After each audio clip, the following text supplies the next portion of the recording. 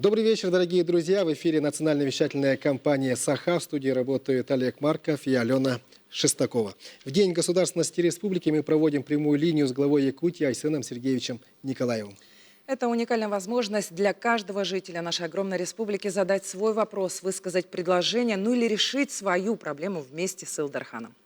Айсен Сергеевич ответит на все ваши вопросы, которые поступают к нам уже в течение недели и продолжают поступать в наш многоканальный колл-центр, в чат-ботах телеграм-канала и в мессенджере Макс. Вы можете задать ваш вопрос прямо сейчас, позвонив в колл-центр или отправив сообщение в мессенджер Макс по номеру 8 914 279 22 62. Мы видим, как активно поступают звонки и сообщения. География вопроса от Нерюнгри до Тикси, от Якутска до самых отдаленных наслегов. Это говорит о том, что этот разговор важен для нас всех. Итак, у микрофона в нашей студии глава Республики Саха-Якутия Айсен Николаев. Айсен Сергеевич, добро пожаловать в эфир. Вам слово. Здравствуйте. Айсен Сергеевич, сегодня будем работать в течение 3 часов. За это время постараемся охватить все самые важные вопросы от жителей, подведем итоги и обсудим актуальные темы. Вопросы на вашу прямую линию поступают уже больше недели. Подсчет и статистику обращений ведет наш колл-центр. Давайте обратимся к ним. Марфирина, вам слово. Добрый вечер, коллеги, Айсен Сергеевич и дорогие телезрители. Да, действительно, прием вопросов на прямую линию стартовал еще 18 сентября. И по информации Центра управления регионом Якутии поступило на текущий момент 1317 вопросов от жителей республики. Наибольшее количество вопросов, конечно же, жителей волнует. Это тема дорог. Транспортная отрасль, переселение из ветхого и аварийного жилья, оказание социальной помощи, строительство и благоустройство городов и сел, а также традиционное ЖКХ. Ну а если смотреть по географии, то наиболее активные жители оказались горожане города Якутска, Алданского, Нерюнгринского, Мирнинского и Аймяконского районов. Участие в прямой линии принимают члены правительства республики, и все вопросы сразу направляются в работу. ЦУР Якутии продолжает принимать вопросы в формате сообщения в мессенджере Макс по номеру 914 279 22 62, также в чат-бот в Телеграм «Вопрос главе Якутии» бот и по номеру нашего колл-центра 320111. Это многоканальный телефон с 4 станциями, поэтому мы можем одновременно принимать сразу несколько звонков. Вопросы принимаются на 2 языках, на якутском и на русском, и наиболее актуальные будут выведены в эфир. Студия. Айсен Сергеевич, сегодня Якутия празднует День государственности. Сегодня с утра были проведены много торжественных мероприятий, были открыты новые объекты. 35 лет тому назад этот день была принята Декларация о государственном суверенитете республики. Этот знаменательный момент остается, конечно же, важнейшей вехой в нашей истории. Как, на ваш взгляд, эти события повлияли на развитие республики и что они означают для якутян сегодня? Безусловно, День государственности – это важный и серьезный праздник. 35 лет назад 12-й созыв Верховного Совета ЕССР принял историческое решение. Была принята Декларация о государственном суверенитете, которая провозгласила незыблемость единства новой Якутии в составе России, российского государства. Много было и есть спекуляций на эту тему, но я считаю, что вот как раз принятие таких основополагающих документов, которые подтверждали именно незыблемость вот нашего единого курса, оно помогло вот как раз в 90-е годы устоять и нашей республике, и в целом российскому государству. Поэтому, конечно, как с исторической точки зрения, это очень важный документ, который цементировал в том числе и российскую государственную идентичность. Ну а для нашей республики, конечно, это также дало огромные возможности для экономического, культурного, социального развития, для возможности развития человеческого капитала, в целом для, знаете, такого повышения уровня самосознания. И благодаря вот этой декларации, благодаря тем решением, я считаю, что наша республика смогла достойно пройти и 90-е годы, ну а в дальнейшем уже выйти на устойчивый путь развития, как один из ведущих регионов нашей Великой России. Айсен Сергеевич, 1 сентября вы участвовали в открытии самой большой школы Якутска, которая была названа в честь первого президента Республики Михаила Ефимовича Николаева.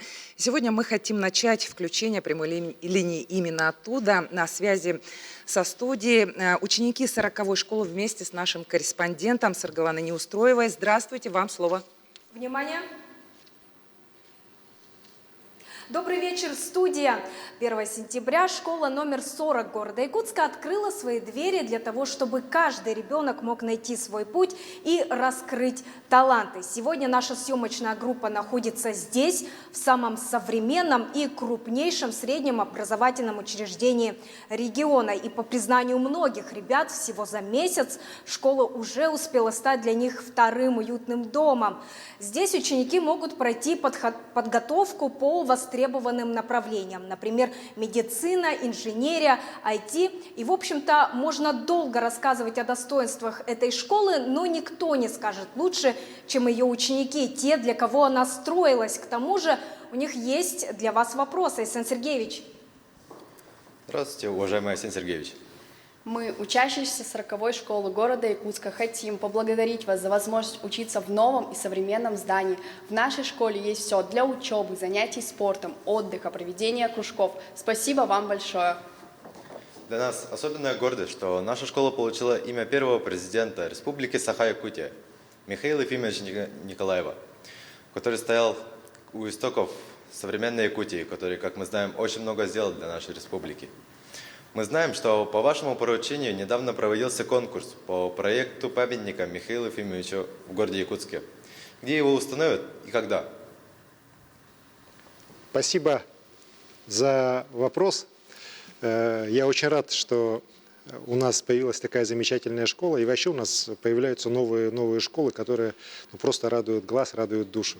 Я всегда, когда прихожу в такие школы, единственное, о чем я жалею, да, что о том, что я уже вырос, я не пойду в такую школу. Вот эта школа, 40-я школа, это сегодня по площади самая большая школа нашей республики. Свыше 17 тысяч квадратных метров. Полностью оснащенная, прекрасная. Ну, там на самом деле есть все. Вот. И я рад, что эта школа получила имя нашего первого президента, который, конечно же, очень много сделал для развития нашей республики. И, конечно, вот этот праздник, День государственности, он очень тесно связан с именем Михаила Ефимовича Николаева. Я хотел бы немножко на этом подробнее остановиться. Вот вчера мы в Москве, в здании постоянного представительства нашей республики, которое было получено, кстати говоря, вот благодаря Михаилу Ефимовичу и благодаря поддержке его просьбы как раз первым президентом Российской Федерации Борисом Николаевичем Ельциным. В этом здании мы открыли мемориальный музей-кабинет Михаила Ефимовича, кабинет, в котором он работал вот последние десятилетия.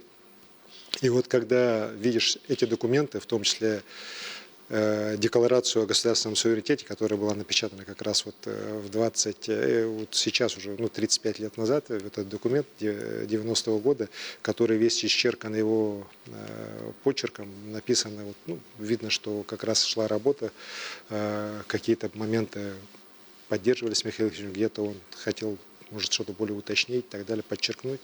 Вот это, конечно, дух времени очень чувствуется. И понятно, что это было совсем непростое время.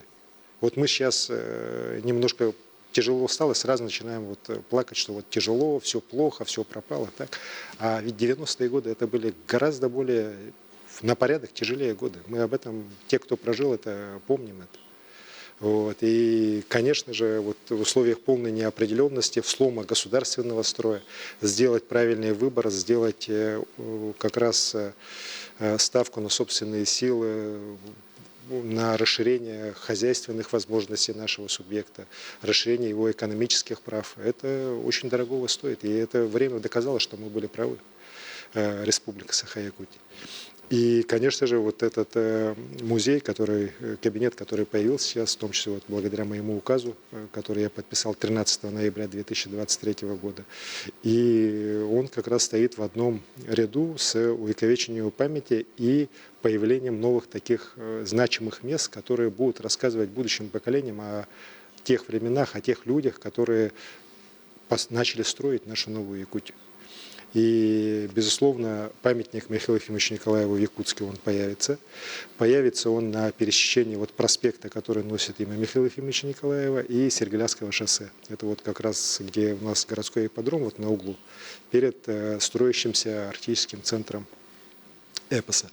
И был объявлен открытый всероссийский конкурс. 14 заявок поступило. Недавно мы вот с Ольгой Михайловной Андросовой, дочерью Михаила Ефимовича, рассматривали вот те проекты, которые поступили. Есть уже видение у наших молодых, я хочу подчеркнуть, молодых архитекторов, вот очень интересных таких подходов, которые позволят не просто памятник поставить, да, памятников у нас в Якутске много, да, некоторые считают, что даже слишком много, а вот просто сделать такое общественное пространство, которое будет всегда людей притягивать. И притягивать как раз именно в том числе с точки зрения раскрытия вот личности Михаила Ефимовича Николаева. Сейчас вот как раз идет работа по подготовке окончательного заседания жюри. Жюри выбор сделает, и я надеюсь, что уже вот мы в скорое ближайшее время, по крайней мере, к 13 ноября у нас уже будет понимание, какая архитектурная студия, какая группа архитекторов, скульпторов уже будет этот памятник, и не только памятник, но и в целом это общественное пространство у нас в Якутске, в центре Якутска создавать. Также хочу сказать нашим телезрителям, что в Актемцах, месте, где захоронен наш первый президент, будет мемориальный комплекс воздвинут. Сейчас уже проектно-сметная документация уже вся сделана, прошла госэкспертизу. И это не просто вот мемориал на могиле, это тоже большое общественное пространство от Малой академии наук, от Николаев центра, вот, к месту его захоронения, которое включает в себя достаточно большое пространство, которое тоже будет людям рассказывать и о Михаиле Ефимовиче, и о том времени. Это очень важно, потому что люди, к сожалению, очень быстро забывают, что было, как было, почему было. Вот, и начинаются там всякие спекуляции и так далее. Но это может в конечном итоге когда-то закончиться очень плохо. Так? А мы должны свою память сохранять, память об основателях нашей республики, ее бережно передавать. А что может лучше, чем вот правильно сделанные такие хорошие, серьезные мемориальные комплексы, в том числе, вот еще раз говорю, объединяющие и музей, и Академию наук малую. Поэтому в Актемцах тоже эта работа будет идти. Там тоже у нас уже и источники финансирования определены. Уверен, что в ближайшие годы мы сделаем все, чтобы память о великом человеке, об основателе нашей Новой Якутии, она прочно была вот уже визуально, уже здесь у нас в Якутии и в Якутске уже увековечена. Спасибо, Айсен Сергеевич. Айсен Сергеевич, спасибо. Студия.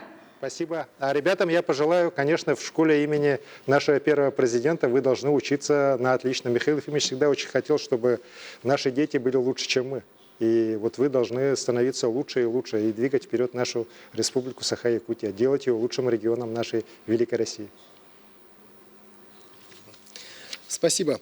Айсен Сергеевич, традиционно мы на прямую линию получили очень много вопросов от тех ребят, которые сегодня стоят, защищают интересы России, принимают участие в специальной военной операции. И давайте посмотрим один из видео, которые нам отправили. Уважаемый Айсен Сергеевич и жители нашей республики, хотелось бы выразить вам огромную благодарность за вашу поддержку. Наша якутская техника зарекомендовала себя с отличной стороны и показала, что она очень эффективна. На сегодняшний день нас интересует вопрос, можно ли ожидать в зоне боевых действий больше якутской продукции, якутских производителей. Пользуясь случаем, хотим передать привет родным и близким нашей республике. Враг будет уничтожен, победа будет за нами. Ахаларга уруй! Айхал! Уруй! Айхал! Уруй! Айхал! Айхал! Айхал! Спасибо. Мы все гордимся нашими ребятами, которые сегодня воюют за нашу страну. И все верим в том, что в ближайшее время они с победой вернутся домой. Но для того, чтобы это случилось, мы, конечно, должны все делать для того, чтобы победа пришла как можно скорее. И мы должны все помогать фронту.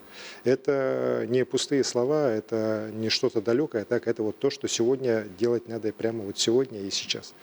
И никоим образом не расслабляться, не считать, что вот скоро все закончится, все будет хорошо. Нет, враг не сдается. Более того, мы видим, что его специально вот европейские страны наускивают, специально нагнетают обстановку. Так? И для них чем больше жертв, тем лучше. для наших врагов. Так? А мы должны понимать, что только наши успехи на фронте, они способны вот эту всю клику фашистскую, которая окопалась в Киеве, утихомирить, так, и поставить на место. Поэтому мы ребятам помогали и будем помогать. Якутия один из тех регионов, который с самого первого дня этим вопросом занимается на плановой такой серьезной основе. Ребята вот правильно говорят, наша техника и квадроциклы, и электромотоциклы, и FPV-дроны, другая техника, которую мы производим, в том числе вот и сейчас уже и рэбы делаем, она себя показывает с самой лучшей стороны. В прошлом году при поддержке Юрия Петровича Трутнева мы получили федеральные средства на решение этих задач, и достаточно большое количество техники было поставлено. В этом году мы пока вот, первую половину года технику поставляли за счет средств республиканских, но сейчас, опять же, благодаря Юрию Петровичу Трутневу средства выделены федеральные, и заказы вот как раз на те виды техники, которые особо востребованы, в первую очередь вот эти квадроциклы, электромотоциклы, FPV-дроны, они уже размещены. И надеемся, что наши производители, как всегда, с честью с поставленной задачей справятся, и для фронта вот абсолютно нужная техника, она будет поставлена. Ну и кроме того, мы, конечно, также и из других источников, и бюджетных, и внебюджетных, также приобретаем различную технику, которая крайне нужна фронту. Я сам на постоянной связи с командующими ряда группировок наших, так, и знаю, что крайне важно, нужно, но и по мере возможности наша республика помогает, и я считаю, что тем самым мы все приближаем вот ту победу, которая крайне важна нашей стране. Арсений Сергеевич, в наш колл-центр поступает много звонков, и первый на проводе, он тоже от нашего бойца из зоны СВО. Добрый вечер, вы в эфире. Здравствуйте. Здравствуйте. Я действующий боец СВО с позывным «Тихон». Арсений Сергеевич, хотел бы вас поблагодарить за то, что вы всячески поддерживаете, помогаете нас, бойцов. И хотел воспользоваться моментом и поблагодарить наших врачей, которые работали и работают в Республике ДНР, и которые проделали большую операцию по моему зрению.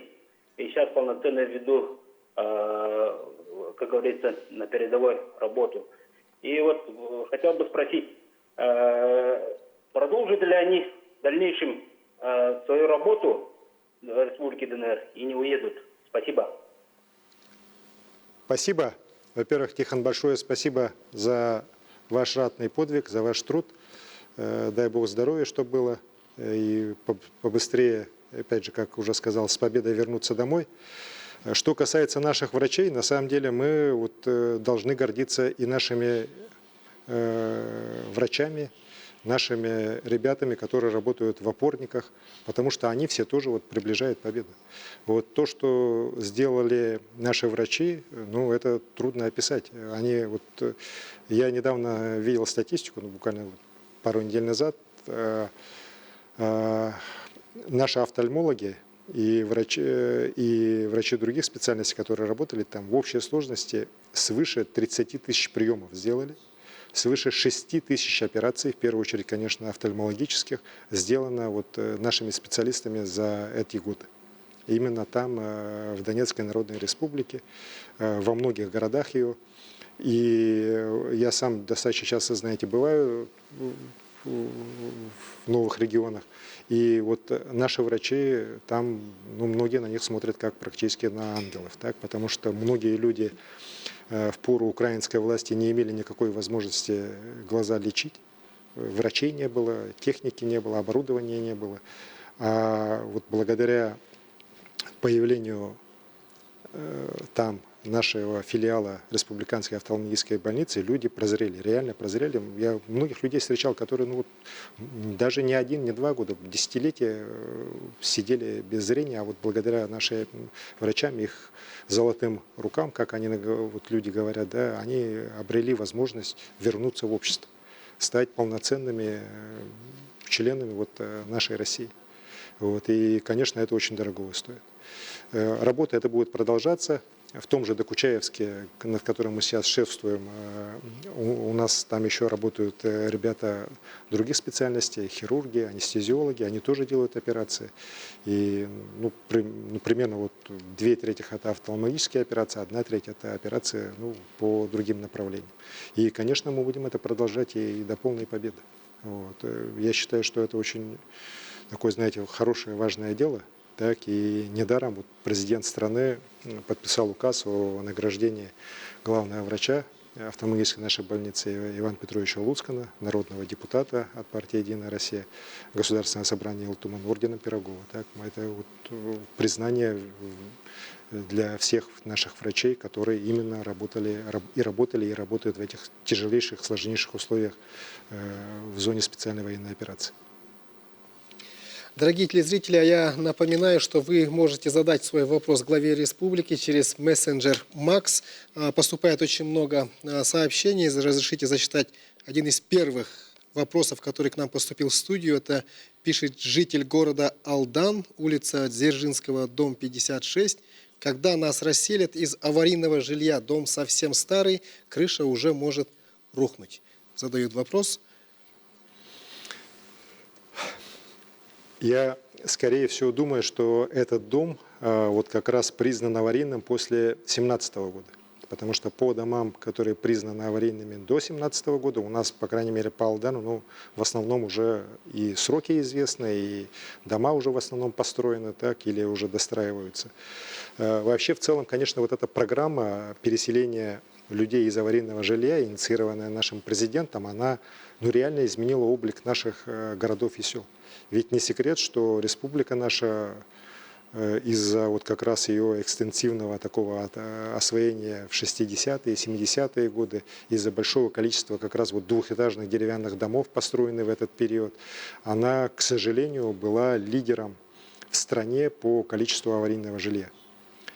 И у нас вот в первый этап по переселению людей из аварийного жилого фонда, признанного таким до 1 января 2017 года, попало свыше 1 миллиона квадратных метров жилья. Это 1/6 часть всей российской программы.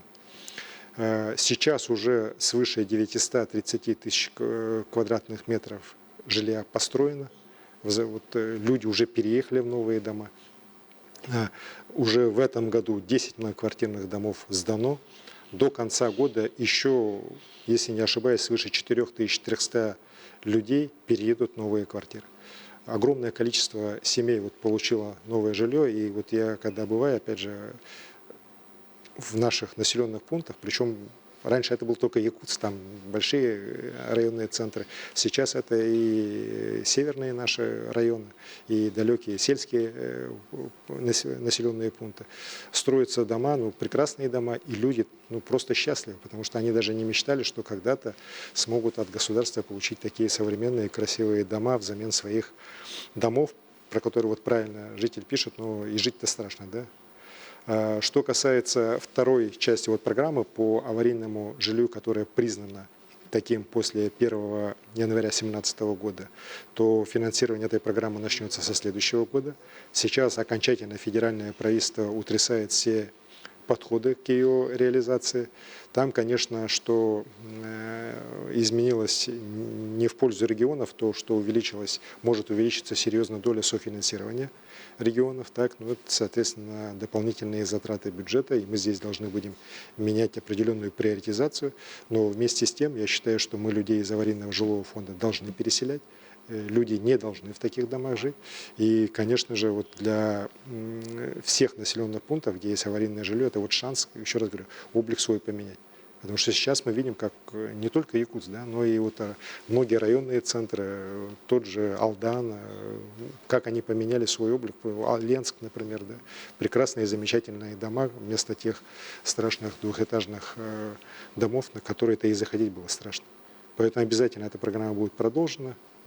Еще раз говорю, по финансированию с целым федеральным бюджетом есть определенные проблемы, не так просто, как нам хотелось бы, не так хорошо. Но я уверен, что все равно лучшие времена придут, и денег станет побольше, и тогда будем более быстрыми темпами двигаться. Но в целом, еще раз говорю, вот курс на расселение людей из аварийного жилья уже принят, и мы с него точно не свернем. Арсений Сергеевич, с момента окончания апрельской прямой линии прошло 4 месяца, срок не такой уж большой, но за это время произошло множество событий. В республике появились новые инфраструктурные объекты, и мы предлагаем вспомнить, как это было. Сын Марии Кураевой – воспитанник нового адаптивного комплекса, который открыл свои двери в Якутске в сентябре. Это крупнейший образовательный центр в России. Комплекс вообще впечатляет. Очень много разных классов. И самое главное, то, что у моего сына, он на домашнем обучении, будет возможность в внешкольное время заниматься, посещать кружки. Да? Меня вот это очень обрадовало. Всего порог новой школы переступили 440 учеников, из которых 87 – первоклассники. С введением корпуса интерната для детей со всей республики учреждение сможет принять до 550 детей. В этом году также распахнула свои двери школа имени первого президента Михаила Николаева номер 40. Ее по праву можно считать учреждением нового поколения, где дети могут не только получать знания, но и развивать свои таланты. Мне очень школа нравится, она такая новая, современная, очень большая, учителя хорошо учат и все рассказывают от А до Я. Среди больших проектов, открытых в Якутии за последнее время, современное образовательное пространство в Саха-политехническом лицее. Он появился благодаря реализации национального проекта «Молодежь и дети». В новом здании площадью больше 5000 квадратных метров есть все для развития и профориентации школьников. Новое оборудование помогает разобраться в медицине и агротехнологиях, робототехнике и креативных индустриях. Также республика активно обновляет медицинскую инфраструктуру. Новые здания строятся не только в Якутске, но и в муниципалитетах. Открытие филиала офтальмологии в Нерюнгри ждали давно. Благодаря оснащению и строительству новых объектов на сегодняшний день 70% пациентов Якутии получают высокотехнологичную помощь, не выезжая за пределы республики. Мне уже сделали 2 операции здесь, очень удачно сделали. 3 недели назад жене операцию, тоже очень удачно. И я считаю, что это мое личное убеждение, что вот по моей модели, что эта точка, вот эта вот, которая... Отсюда начнется возрождение, второе дыхание города всего. Также в Нерюнгри завершен ремонт здания женской консультации, для которой приобретено новейшее оборудование. Новые объекты появляются во многих районах республики. Только в этом году с апреля по сентябрь открыты 2 объекта в Мегино-Кангаласском районе. В поселке Нижний Бестях введен Центр культурного развития. Он является самым крупным объектом в республике, построенным в рамках нацпроекта «Культура». Его площадь составляет более 3000 квадратных метров. Помимо этого в селе Норогана открыты 2 новых корпуса детского лагеря «Ильге». Строительство нового объекта стало частью масштабной работы по модернизации инфраструктуры детского отдыха и позволило увеличить вместимость лагеря на 125 мест. А для жителей села Бескёль Горного Улуса открылся многофункциональный центр. Атамай объединил спортивный и тренажерный залы, зал для занятий танцами, библиотеку. Это не просто место для досуга, а настоящее сердце села. Жители села искренне благодарны нашему президенту за такой прекрасный объект. Благодаря тому, что у нас вот в селе открыта новая школа и новый многофункциональный центр, наше село обязательно и в дальнейшем будет еще больше развиваться. На Восточном экономическом форуме этого года президент страны поручил направлять не менее 5% расходов федеральных программ на регионы Дальнего Востока. Эти средства позволят профинансировать другие важные инфраструктурные проекты и продолжат улучшать качество жизни жителей Якутии. Александр Сергеевич, мы видим, как республика не останавливается развиваться, но и в то же время понимаем, что сейчас вся страна живет в условиях беспрецедентных санкций, в условиях специальной военной операции. Но если говорить о перспективах, то как сегодня чувствует себя экономика Якутии, и хватит ли средств, чтобы вовремя платить зарплаты, пенсии и выполнять социальные обязательства? Безусловно, вот та ситуация, которая сегодня в мире в целом складывается, она не может не отражаться, в том числе и на Республике Саха-Якутия. Не будем забывать, что наша республика – один из наиболее экспортно ориентированных регионов Российской Федерации. Большая часть производимой нами продукции, она идет на экспорт. причем на достаточно конкурентные рынки. Это и алмазы, это и уголь, это золото, это нефть, газ. И, конечно же, все эти санкции, они достаточно серьезно ограничивают нас. Вместе с тем, несмотря на это, экономика наша растет. Валовый региональный продукт, он у нас растет сегодня темпами среднероссийскими. Промышленный рост немножко замедлился, в первую очередь из-за вопросов, вот как раз связанных с общим кризисом мировой алмазодобывающей промышленности. Но если смотреть на нефть, на золото, на уголь, то по всем этим позициям у нас есть где-то умеренный рост, там 2,5, например, так по нефти, до 10% по углю. Вот. Что касается бюджета. Конечно, сегодня бюджет у нас исполняется в непростых условиях, и российский, и нашей республики. Этому есть несколько факторов, но главный из них вот для нашей республики, как экспортно ориентированный, то, что курс рубля к доллару в бюджете, который был принят и на российском уровне, и, соответственно, и мы обязаны принимать именно российские расчеты, был порядка 96 рублей за доллар. Сегодня он по факту 83-84. Конечно, это для нашей республики потери, потому что вот каждый рубль – это 1 100 000 000 1 200 рублей в общих наших доходах. Соответственно, если курс растет, от запланированного у нас плюс, если у нас минус, то у нас минус. Вот. И, конечно, это достаточно серьезно нас ограничивает. Вот сегодня, если посмотреть бюджет, то по состоянию на прошлую неделю он у нас исполнен по доходам на 66,5%. По собственным доходам, именно по нашим налогам, да, он исполнен на 58,5%. При этом по расходам уже 74%, а вот по социально-культурным направлениям практически 80 с лишним процентов. Это о чем говорит? О том, что мы, несмотря на все сложности, вот свои расходные обязательства, в первую очередь социальные, выполняем в полном объеме. И здесь, конечно же, эта задача будет на контроле, и мы обязательно вот эти вопросы решим. Вот. В следующем году, мы считаем, будет все-таки нам полегче, потому что мы сейчас видим определенные изменения вот и в политике Центрального банка, который снижает учетную ставку с Центрального банка.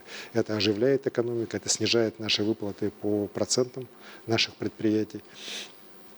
Конечно же, мы видим рост вот нашей экономики, как я сказал, по основным таким направлениям: нефть, золото, уголь. И очень надеемся, что и по алмазам все-таки, по расчетам всех экспертов, в следующем году будет уже позитивная динамика. Изменение цен на мировом рынке, это позволит нам уже более тверже стоять на ногах. Ну и на самом деле мы и сейчас стоим твердо, да. Другой вопрос, что не растем так быстро, как нам хотелось бы.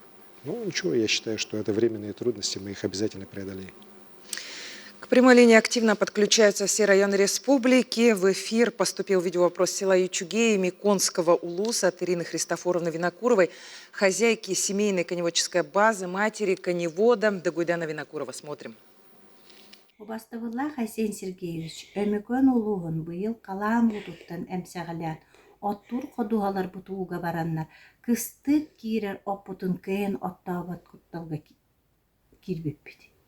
Сөптәқ мерені ылаңыт, бұ кыстыр оппутын сол сабыллар дері, тейін мерені ылбықытыны өмікөн улуғыттан барыққа мақталбытын тірейді беді. Маннык ыйытык кидде. Бу кыстыр оппут бүтүннү келедо сол сабыллар тери. Мақтал болуын. Вопрос из Аймеконского улуса касается вопросов обеспечения сеном хозяйств и личных подсобных хозяйств, которые пострадали от летних паводков.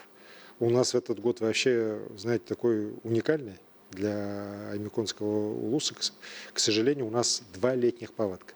У нас и летний-то паводок там бывал там раз в несколько лет, а тут у нас подряд 2 паводка. И вот как раз ряд наших районов, особенно вот Аймяконский, они достаточно серьезно пострадали именно с точки зрения обеспечения кормами на зимний период. Ну, практически невозможно было косить, потому что угодья сначала были в воде, потом вода немножко ушла, начали косить, опять вода пришла, опять все затопило. Вот. Мы этот вопрос держим на контроле. Мы будем помогать всем, не только крупным хозяйствам, фермерским хозяйствам, но и в том числе и личным подсобным хозяйствам. Заявка от района, если не ошибаюсь, там порядка 1200-1300 тонн поступило. Из них порядка 900 уже там завезено. Вот. У нас работают на решение данной задачи сельхозтоваропроизводители Чурапчинского, Татинского, Мегино-Кангаласского УСов. Из Намцев, по-моему, определенные были на поставки. И еще раз говорю, там вот транспорт работает, система отлажена. Считаю, что до зимника мы необходимое количество сена туда завезем. Вообще, если что касается сенокоса, то в этом году он у нас прошел неплохо. У нас свыше 410 тысяч тонн сена заготовлено, это 94%. С учетом прошлогодних остатков мы точно обеспечены кормами. Более того, по сенажу и по силосу, где у нас обычно вот как раз были там исполнения всегда в районе 70, 60 даже порой процентов, в этом году у нас за 100%. По республике. Я считаю, что это очень правильная политика, которую Минсельхоз сейчас проводит вместе с муниципалитетами в части именно вот как раз подготовки сочных кормов для того, чтобы рацион наших сельхозживотных он был разнообразнее, более богат витаминами. Это, конечно, в итоге дает нам возможность наше сельское хозяйство быстрее развивать. И даже вот по той же заготовке молока мы видим в этом году достаточно позитивные изменения.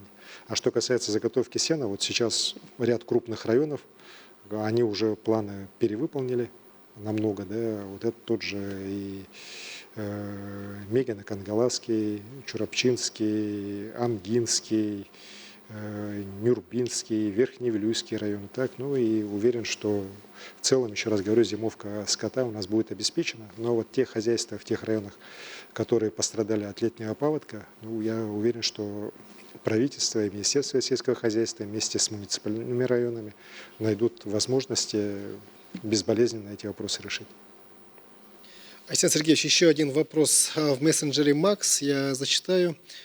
В связи с низким уровнем воды на реке Индигирка имеются сложности завоза топливно-энергетических ресурсов для нужд Абыйского и Момского улусов. Говорят, что не везде завезено топливо. Правда ли это? Спрашивают.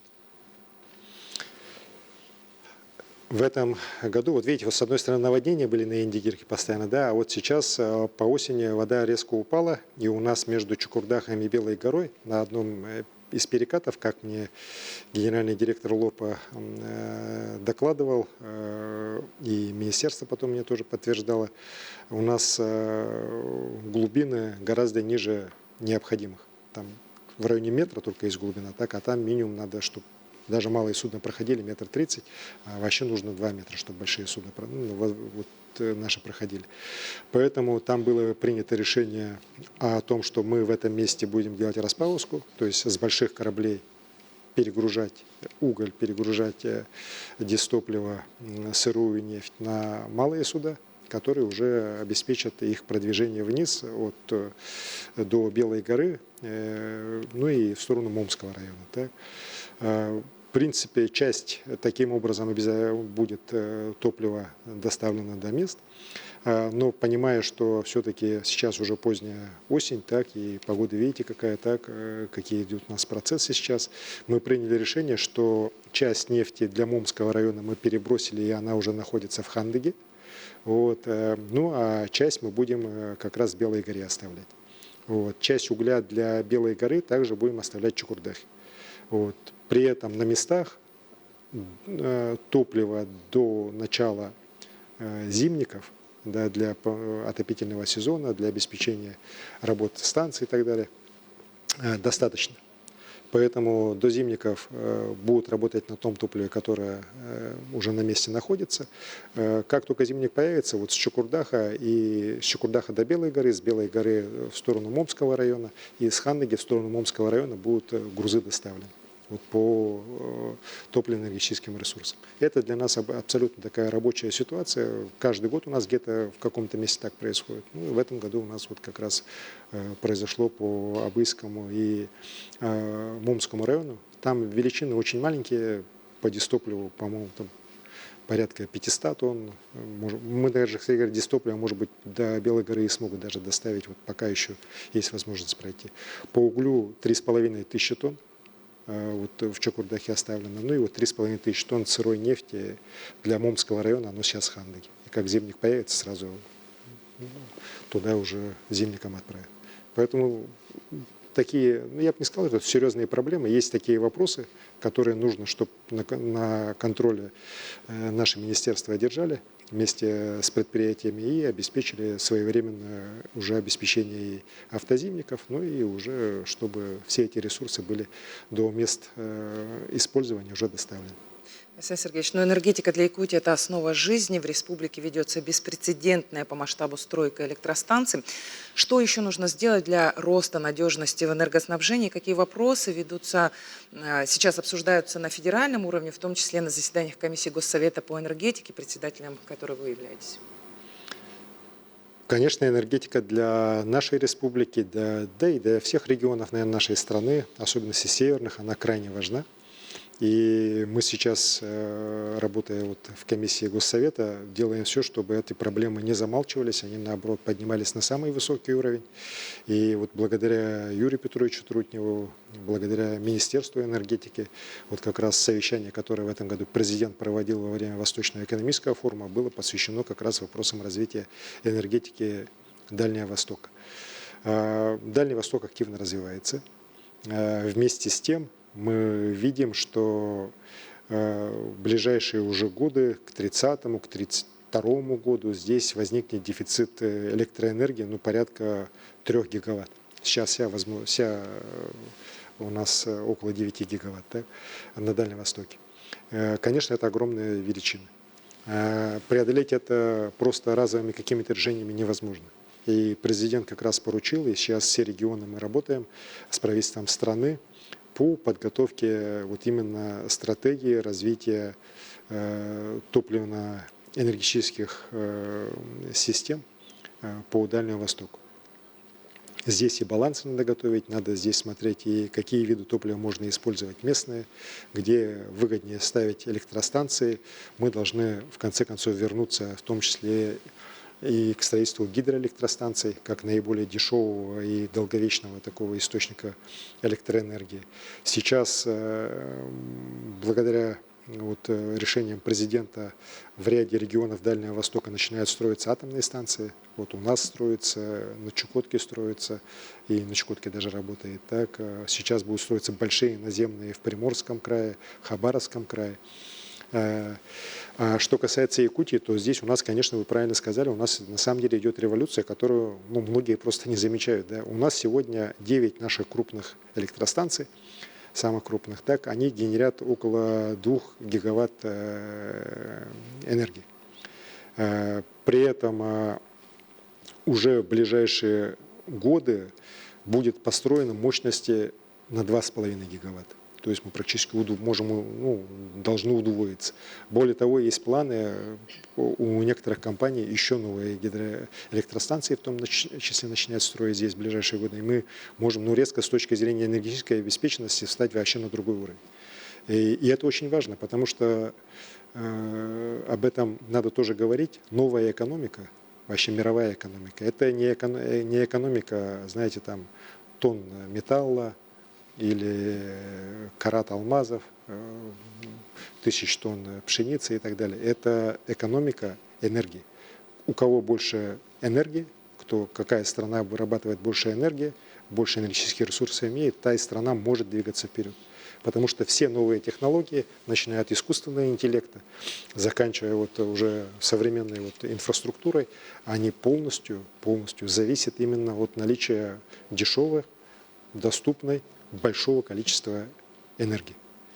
И, конечно, здесь наша страна, мы пока еще свои возможности, свой потенциал пока используем на пару десятков процентов. Тот же Китай в год строит 350 гигаватт энергии, новых мощностей. У нас вся страна сегодня имеет меньше. Вот. А Китай строит за год. И, конечно, здесь надо нам и традиционные наши, еще раз говорю, источники энергии очень активно строить и здесь работать. На новые надо переходить. Ну и, конечно, для нас, для Якутии, крайне важна надежность электрообеспечения. То есть это электросетевое хозяйство. К сожалению, вот крайне непродуманные решения, которые были приняты лет 15 назад на уровне страны в части реформы электроэнергетического комплекса, они сегодня вот как раз приводят к очень таким негативным последствиям для северных регионов, когда тарифы с одной стороны быстро растут, с другой стороны потребление электричества падает, потому что крупные потребители уходят от сетевых хозяйств. В результате возникает большой дефицит и большие убытки и у электросетевых хозяйств, компаний, и в том числе и у энергетических компаний, таких как, например, наша Якутскэнерго. И здесь переваливать эту всю проблему на регионы, но оно абсолютно не будет работать. Потому что регионы, это, во-первых, это не их компании, это компании, которые принадлежат уже и в том числе и российским крупным компаниям, и частным инвесторам. Ну и, конечно же, с точки зрения обеспечения вот их стабильной работы, там нужны совсем другие подходы, регуляторные именно на уровне страны. Мы об этом очень часто сейчас дискутируем и с правительством, и с крупными энергокомпаниями. Мы обязательно должны консенсус найти здесь. Я уверен, что найдем. Конечно, здесь все опирается в финансовые ресурсы, но я считаю, что здесь в первую очередь надежность в целом энергетики, она гораздо стоит дороже, чем вот какие-то источники финансовых ресурсов. Точнее, ну, вот, возможность решения этого вопроса. Потому что без энергетики мы никуда не двинемся. Особенности это касается в том числе и изолированных, удаленных территорий, какой является большая часть нашей Якутии. Не только арктические районы, но и достаточно большое количество наших сельских территорий, они абсолютно оторваны от единой энергосистемы. Ну и, естественно, там сегодня тарифы уже зашкаливают. Доходят там до 100 с лишним рублей за киловатт, которые в основной своей массе в конечном итоге датируют уже бюджет республики. И, конечно же, мы датируем так сложно, тяжело, так для того, чтобы население могло платить 9 рублей за киловатт. Да? Но, конечно же, эти деньги можно было бы потратить на другие задачи, которые тоже крайне важны для нашего населения, в том числе более быстрое переселение из аварийного жилого фонда, строительство тех же дорог и так далее. Поэтому здесь такая, скажем так, работа продолжается. Уверен, что мы все равно добьемся того, чтобы этот вопрос на уровне страны был окончательно решен. Александр Сергеевич, к нам поступает видеообращение. Давайте посмотрим видеообращение, которое нам отправили из города Нерингри. Уважаемый Александр Сергеевич, наша республика традиционно славится добычной промышленностью. Мы, горняки Нерюнгринского района, добываем уголь более 50 лет. От лица горняков Нерюнгринского района поздравляем вас с праздником. Спасибо за внимание к нашему Нерюнгринскому району. Ждем вас на юбилей. Спасибо. В ноябре город Нерингри, столица Южной Якутии, отмечает свой полувековой юбилей. Я обязательно приеду. И, конечно же, хочу, пользуясь случаем, поблагодарить всех нерюнгринцев за их доблестный труд, все поколения, которые трудились на этой земле и трудятся на этой земле. Благодаря ним сегодня Якутия вышла впервые в истории на второе место в стране по добыче угля. И уверен, что это в будущем обеспечит нам и десятки тысяч новых рабочих мест. Это обеспечит нам серьезные поступления в республиканский бюджет. Это обеспечит нам дальнейшее развитие всей Южной Якутии. И, конечно, я очень рад, видя, как преображается Нерингри, потому что я помню те времена, когда Нерингри вообще считался абсолютно депрессивным городом, который надо как можно быстрее расселить. Это было совсем недавно. Вот. Но сегодня город стремительно развивается, идет вперед, появляются новые предприятия, несмотря на все проблемы в угольной промышленности. Вот как раз наша угольная промышленность идет вперед. И я уверен, что впервые в истории в этом году угледобыча в Якутии превысит 50 миллионов тонн. Мы подбирались к этой цифре. Если подумать, мы еще вот лет 7 назад добывали около 14 миллионов тонн, 15 миллионов тонн. И у нас сейчас вот кратный рост. Мы вот еще раз в прошлом году остановились на 49 миллионах тонн. В этом году все цифры говорят за то, что где-то мы на уровень 51-52 миллиона тонн точно выйдем. Это на самом деле трудовой подвиг, это величайшее достижение. Можно вспомнить и Эльгу уголь. Тихоокеанская железная дорога, которую вот сейчас на Восточном экономическом форуме открывал наш президент. За 2,5 года в суровых, невозможно просто условиях через горы построена железная дорога, которая обеспечит уже в ближайшие годы вывоз до 50 миллионов тонн продукции. И впервые Якутия получила прямой выход от своих месторождений на Тихоокеанское побережье. Есть и другие проекты угольных компаний. Еще раз подчеркну, сегодня угольная промышленность в целом в мире такая достаточно в тяжелом состоянии находится, но вот уже последние, по крайней мере, 3 месяца мы видим уже немножко, уже такой устойчивый рост по ценам. Надеемся, что в следующем году ситуация уже гораздо будет лучше. Ну и, конечно же, вот что касается Нерюнгри, очень много сегодня реализуется мероприятий по мастер-плану. Вот тоже те же учреждения здравоохранения, о которых вот до этого как раз в ролике тоже говорилось, это же тоже целая история, когда я в 2018 году вот приехал впервые как исполняющий обязанности главы республики в Нерюнгринскую больницу, я был просто поражен, да, неприятно. Потому что у нас в районах таких больниц-то мало где осталось, да, крупных районных центров. Вот. Но сейчас зато за эти годы большая работа проведена, и вот сейчас буквально вот каждый год мы по несколько объектов после капитального ремонта, капитальной реконструкции вводим замечательные объекты здравоохранения в Нерюнгринском районе, в Нерюнгри. И уверен, что вот 26-й год, 27-й год, работа будет полностью уже завершена, и здравоохранение Нерюнгри уже будет достойно столицы Южной Якутии. Александр Сергеевич, и помимо Нерюнгри у нас довольно большое количество населенных пунктов, которые выделены руководством страны как приоритетные для развития, уже приняты стратегии, планы. Таких населенных пунктов у нас в Якутии 43, это не только города, но и поселки. В чем заключается это развитие и как оно скажется не только на жителях этих населенных пунктов, но и на их агломерации? Правительством страны сейчас разработана долгосрочная программа развития опорных пунктов. По стране их всего определено чуть более 2000 этих населенных пунктов. Из них 43 – это населенные пункты в республике Саха-Якутия. То есть, если так посмотреть, мы достаточно большую часть, учитывая наше население, да, нас всего 1 миллион, мы получили поддержку со стороны руководства страны. Это все наши районные центры, и это наши крупные населенные пункты. Сейчас разрабатывается и согласовывается программа их развития, каждого из населенных пунктов, с федеральными органами власти. Она находится на заключительном этапе. Я в таком практически ежедневном режиме получаю доклады. Сейчас с Фондом развития территории работа у нас заканчивается. В скором времени мы уже сможем защититься на правительственной комиссии у Хуснуллина Мараша Хризяновича. Суть этой программы по опорным населенным пунктам в том, что по 16 направлениям, начиная от ликвидации аварийного жилого фонда, развитием улично-дорожной сети, строительством социальных объектов, по каждому населенному пункту будет делаться определенная программа, которая позволит в течение ближайших лет, к 2030 году, улучшить качество жизни в этих населенных пунктах на почти 30%, на 27,3%, если быть точным. Цифры я, так как постоянно занимаюсь, хорошо помню.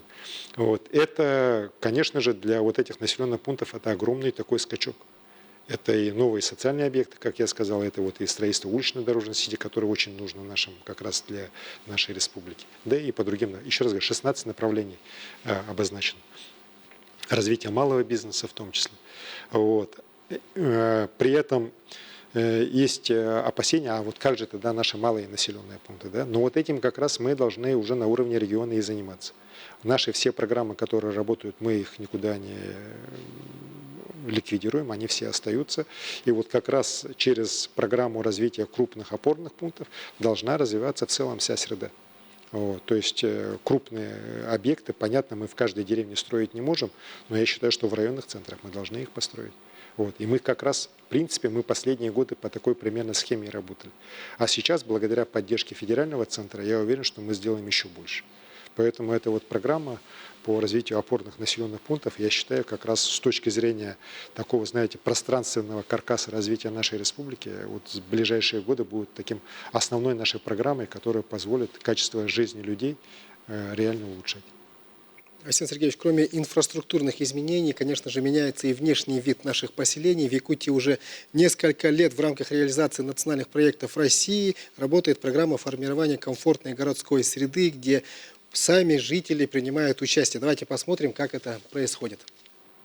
София Пшенникова – частая посетительница парка «Амикан». Девушка признается, после благоустройства Кыссеху Аланхо здесь все изменилось. Появились детские спортивные площадки, тропинки для пеших маршрутов. Теперь это любимое место отдыха не только для Софии, но и всей ее семьи. Мы часто бегаем здесь каждое утро по великолепным асфальтированным дорожкам. Мы любим медитировать на смотровых площадках, а также в оборудованных беседках. У нас есть такая традиция семейная. Мы делаем выездные завтраки или используем их как место для коворкинга. К полувековому юбилею южной столицы нюрнбергенцев ждет еще один подарок – реконструкция культурного парка. План его благоустройства стал победителем всероссийского конкурса проектов городской среды. И таких объектов-победителей по всей республике десятки, от Ленска до Среднеколымска. Результаты есть, и они ощутимые. На прошлой неделе в Вилюйске открыли набережную «Поющие пески». Честно говоря, не ожидал, что получится такое впечатляющее, такое красивое место с таким шикарным видом на реку. Столько было труда, любви здесь вложено. Удивился, даже велосипедные дорожки появились. Всего же по федеральному проекту формирования комфортной городской среды обновление получило 101 общественное пространство. Например, в Тате осовременили парк и набережную озера Этыкель. В парке Мирного появился амфитеатр, беседки и скейт-парк. А жители Покровска любуются видом на Лену с обновленной набережной. Я стою, смотрю, очень красиво. Я думаю, это понравится в первую очередь гостям города Покровска. Ну а жители столицы могут лицезреть великую сибирскую реку с набережной имени Романа Дмитриева. Чего здесь только нет. И велодорожки, и тренажеры. В общем, все, что нужно для активного и нескучного отдыха. Но самое важное, что такое многообразие полюбилось горожанам. Очень много народу ходит. Семейные пары, да, молодежь. И скандинавской ходьбой занимается, ходьбой. Молодежь в основном бегает. Во главе угла мнение жителей. И это не пустые слова. Каждый год жители сами выбирают места, что и где будет благоустроено. В этом году 90 тысяч якутян проголосовали за понравившиеся объекты. С прошлого года программа формирования комфортной городской среды стала частью нового национального проекта «Инфраструктура для жизни». По президентскому проекту реализуются планы развития 43 опорных пунктов Якутии. А значит, новых объектов в республике построят еще больше. Ржана Гармаева, Виктор Дичковский, Якутск. Сергеевич, как прокомментируете? Вы знаете, программа формирование комфортной городской среды, она в стране у нас рождалась не так просто. Я был тогда еще мэром Якутска, и мы в одной из командировок очень долго обсуждали этот вопрос с Андреем Чибисом, который тогда был главным жилищным инспектором страны, заместителем министра как раз строительства и ЖКХ. И вот как раз очень долго обсуждали именно про общественное пространство, что хотят люди увидеть, что хотят, как это сделать так, чтобы людям это было близко, чтобы люди это приняли. И вот тогда как раз были набросаны те подходы, которые потом легли уже в программу российскую. И сейчас это трансформировалось в прекрасный проект по комфортной городской среде. Вот вы сейчас сказали, 101 общественное пространство за последние годы у нас сделано. Только за прошлый год 24 общественных пространства. И, конечно, они преображают и крупные наши города, ну, взять ту же площадь республики, да, ну, вот и Якутск реально вот наконец-то сейчас понял, вот, зачем эта площадь создавалась, для чего она, как создавалась. Вот. Или та же набережная вокруг озера Сайсары, или набережная имени Романа Дмитриева. И до малых таких населенных пунктов. Вот взять тот же Итыккёль, да, вот это пространство, которое появилось в Итыккёле, оно же реально сейчас стало центром жизни этого поселка. И уверен, что это сегодня мотивирует уже и других. Мне многие говорят в федеральных министерствах, что на проекты нашей республики, которые вот участвуют в проекте комфортной городской среды, они на самом деле очень все хорошие. И мы на самом деле могли бы гораздо больше побеждать. Да? Просто и другим регионам надо что-то оставить, раз, да? Ну а во-вторых, все-таки мы, как всегда, порой увлекаемся уже большими проектами. Знаете, раньше делали проект, например, на 50, на 100 миллионов, а сейчас там проекты 200, 300, 400 миллионов приносят районные центры. Ну, конечно, здесь уже я бы и коллегам посоветовал бы, ну, особой гигантоманией здесь не увлекаться. Сделать надо красиво, достойно, но все-таки вот, как показывает опыт последних конкурсов, все-таки выигрывают проекты, ну, которые излишне вот такой большим размахом все-таки не увлекаются. Но при этом у нас хорошие результаты. Вот в этом году 7 наших населенных пунктов от Тикси до уже крупных наших районных центров, да, до Барагонцев, до Майи и так далее, они, по-моему, ну, Майю не помню, но вот Барагонцы точно есть, так, Чурапча есть, они выиграли 420 миллионов рублей. Вот. И это, конечно, очень серьезная помощь как раз нашим населенным пунктам для создания вот таких красивых мест. И у нас же есть еще другая программа КПМИ вот по местным инициативам, которая у нас через Министерство финансов и через муниципалитеты идет. Так там результаты еще лучше. Там 2800 разных проектов реализовано за последние годы и профинансировано из бюджета республики, ну вот с 2018 года 6 с лишним миллиардов рублей. Точнее, не из бюджета республики, а из бюджета республики 4 с лишним миллиарда. Оставшиеся часть — это муниципалитеты и внебюджетные средства спонсоров. И тоже построены в том числе и общественные пространства. Другие проекты реализованы, которые очень нужны именно людям, потому что люди сами голосуют. И это всегда очень правильно, когда люди сами голосуют за какой-то проект, его поддерживают, потом он финансируется, в том числе с их участием. Конечно же, к этому проекту относятся уже совсем по-другому. Вот. И уверен, что и дальше эти проекты будут работать, наши населенные пункты будут преображаться. Но вот здесь как раз опять возвращаясь, да, вот, уже к Нерингре. Вот там как раз парк культуры сейчас показали, что он реконструируется и так далее. Но, коллеги, я вот здесь как раз, пользуясь случаем, хотел бы к администрации Нерингера обратиться. Надо быстрее работать, потому что вот на прошлой неделе мне сделали замечание, что у нас реконструкция Нерингерского парка культуры идет медленно. Да? Ну, у нас реально сейчас уже зима, так, а исполнение там отчитались за 40%, мне говорят, что там 70% уже есть, но даже 70% сейчас маловато. Так? Сейчас эту работу надо уже заканчивать в ближайшее время. Ну и вообще, вот я по Нерингере давал поручение правительству выделить дополнительные средства на ремонт дворовых территорий, как раз под юбилей города Нерингере. Правительство свыше 50 миллионов рублей выделило, вот, но, к сожалению, на сегодняшний день часть средств город Нерингере вернул, потому что не смогли нормально конкурсы провести. Так? Хорошо, что часть средств город Якутск, сейчас мы 15 миллионов отдали, а там около 10 миллионов рублей мы сейчас, если каких-то решений найдем, будем вынуждены федеральный бюджет вернуть. Да? Я считаю, что здесь городская администрация Нерингера во главе с товарищем Гудожником, они плохо отработали. Все-таки надо к деньгам, в особенности в нынешнее время, когда их не так много, относиться очень бережно. Мы же эти деньги тоже получаем путем достаточно серьезной, кропотливой работы, а потом из-за того, что конкурс не смогли провести, вынуждены обратно возвращать. Так, я считаю, что это не очень правильно. Александр Сергеевич, поступает много вопросов по субсидируемым авиабилетам. Людей волнует эта тема. Зачитаю один из вопросов. Субсидированные билеты в северные районы закончились, и их не будет до конца года. Как теперь добираться домой? Проблема есть. И она связана с тем, что в первоначальном бюджете были предусмотрены средства, которые достаточно быстро закончились. К сожалению, правительство вовремя решение здесь не приняло.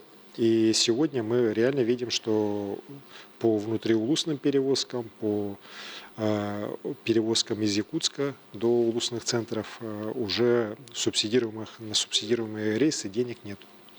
При этом людям летать надо. Это социально очень важное, значимое направление. Хотя, конечно, это называть именно обязательством государства тоже нельзя. Это не обязательство государства. Но просто мы понимаем, что в наших условиях на севера люди по-другому никак, кроме как авиации, не доберутся, и мы должны их поддерживать. Поэтому я поручение представителю правительства буквально вот в эти дни тоже дал, чтобы он обязательно кровь из носа, но все-таки какие-то средства нашли, выделили для того, чтобы все-таки рейсы у нас эти были. При этом хочу отметить, что я также и недоволен здесь и работой и полярных авиалиний, потому что работу надо планировать. У них сегодня и по санавиации такая же картина, когда они очень быстро, большие средства, выделенные на санавиацию, очень быстро обнулили, так и сейчас, опять же, приносят большую кредиторскую задолженность. Но надо же правильно планировать. Мы же не можем каждый год по миллиардами прибавлять только на одно направление нашей деятельности, так, на санавиацию. При этом не могу сказать, что у нас люди стали болеть больше или там больше стало каких-то тяжелых ситуаций. Просто здесь, еще раз говорю, определенная плановость и определенный какой-то механизм должен быть вместе с Минздравом построен. Но здесь полярные авиалинии не должны идти по пути наших коммунальщиков, которые тоже, Олег как депутат знает, задрали субсидии, задрали сначала тарифы, потом под них начали получать субсидии большие. В конечном итоге сегодня и субсидий нет, и финансовое положение у них резко обострилось. Так? Потому что нельзя, невозможно просто эти субсидии до космоса просто доводить. Так? Мы не можем каждый год там, по 10-15 миллиардов рублей добавлять на эти субсидии. Вообще не имеем права даже. Так? С какой стати? И поэтому и по авиации то же самое. Мы не можем тоже бесконечно эти расходы внезапно быстро-быстро увеличивать. Но при этом мы должны обеспечить права людей, чтобы люди могли по субсидированным билетам, во-первых, должны быть, пусть их будет меньше, так, чем хотелось бы, да, и люди должны иметь возможность по ним летать.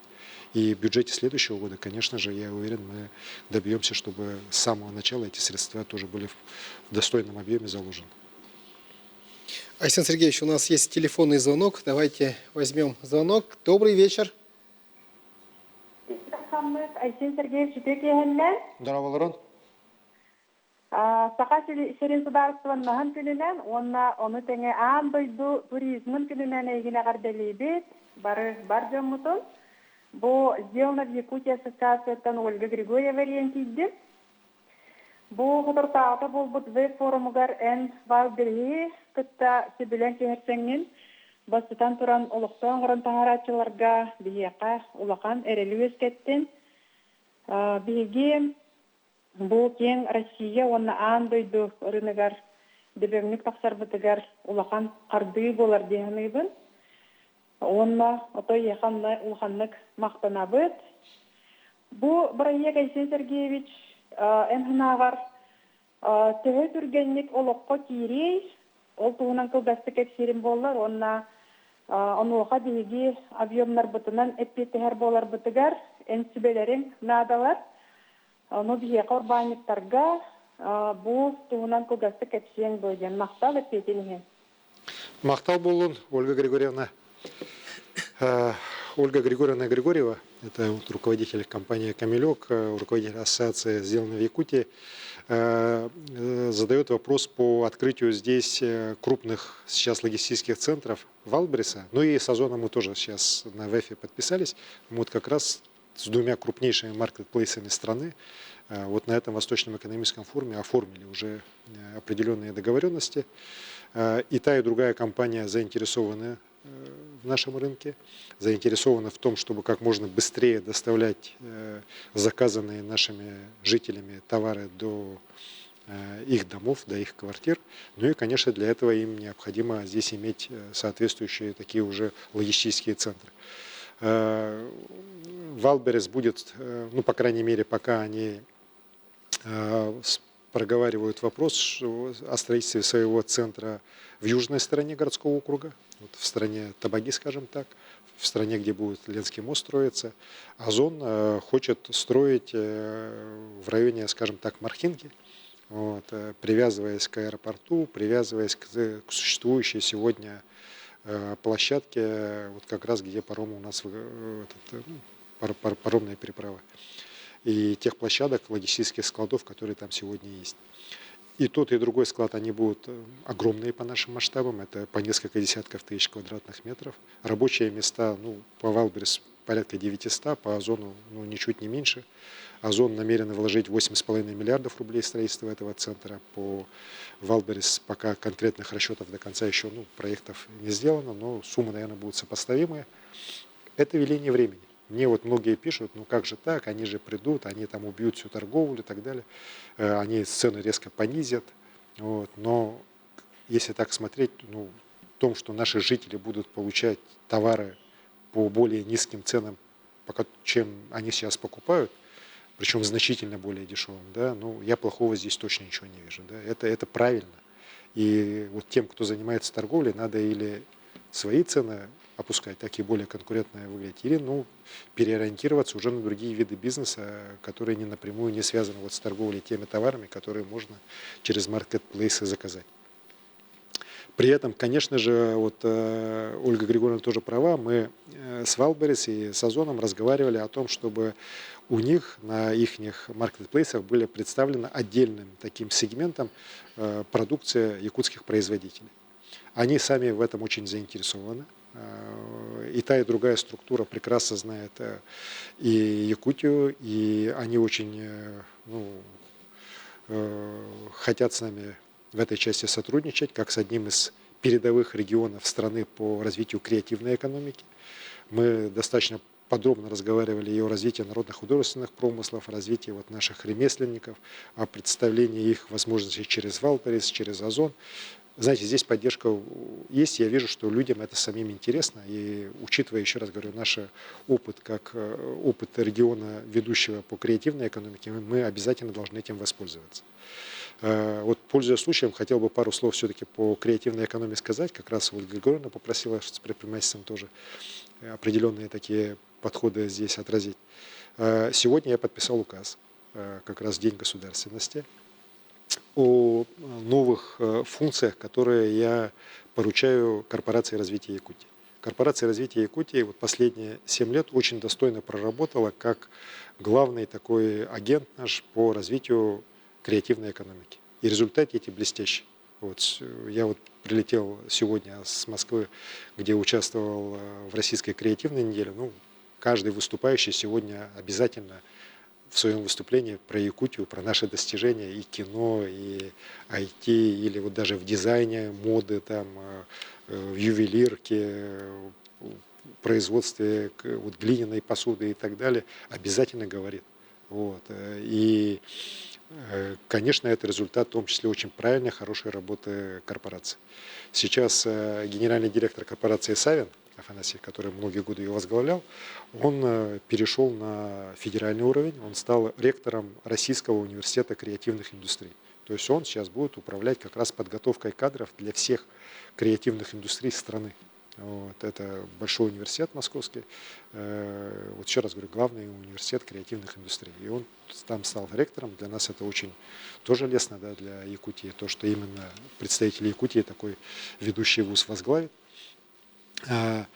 И для того, чтобы мы еще больше усилили работу как раз по креативной экономике, по повышению в целом капитализации наших компаний, по развитию инноваций, в том числе вот как раз те вопросы развития инноваций в те сферы, которые нам сегодня очень важно развивать, как раз, например, в теплосервис, теплоэнергосервисы, так, в разные структуры, связанные с венчурными инвестициями, которые, опять же, будут направлены на снижение затрат нашего бюджета, так, на привлечение сюда наших кадров, которые работают сейчас и в России, и в других странах, наших молодых ребят, сюда их привлекать активно.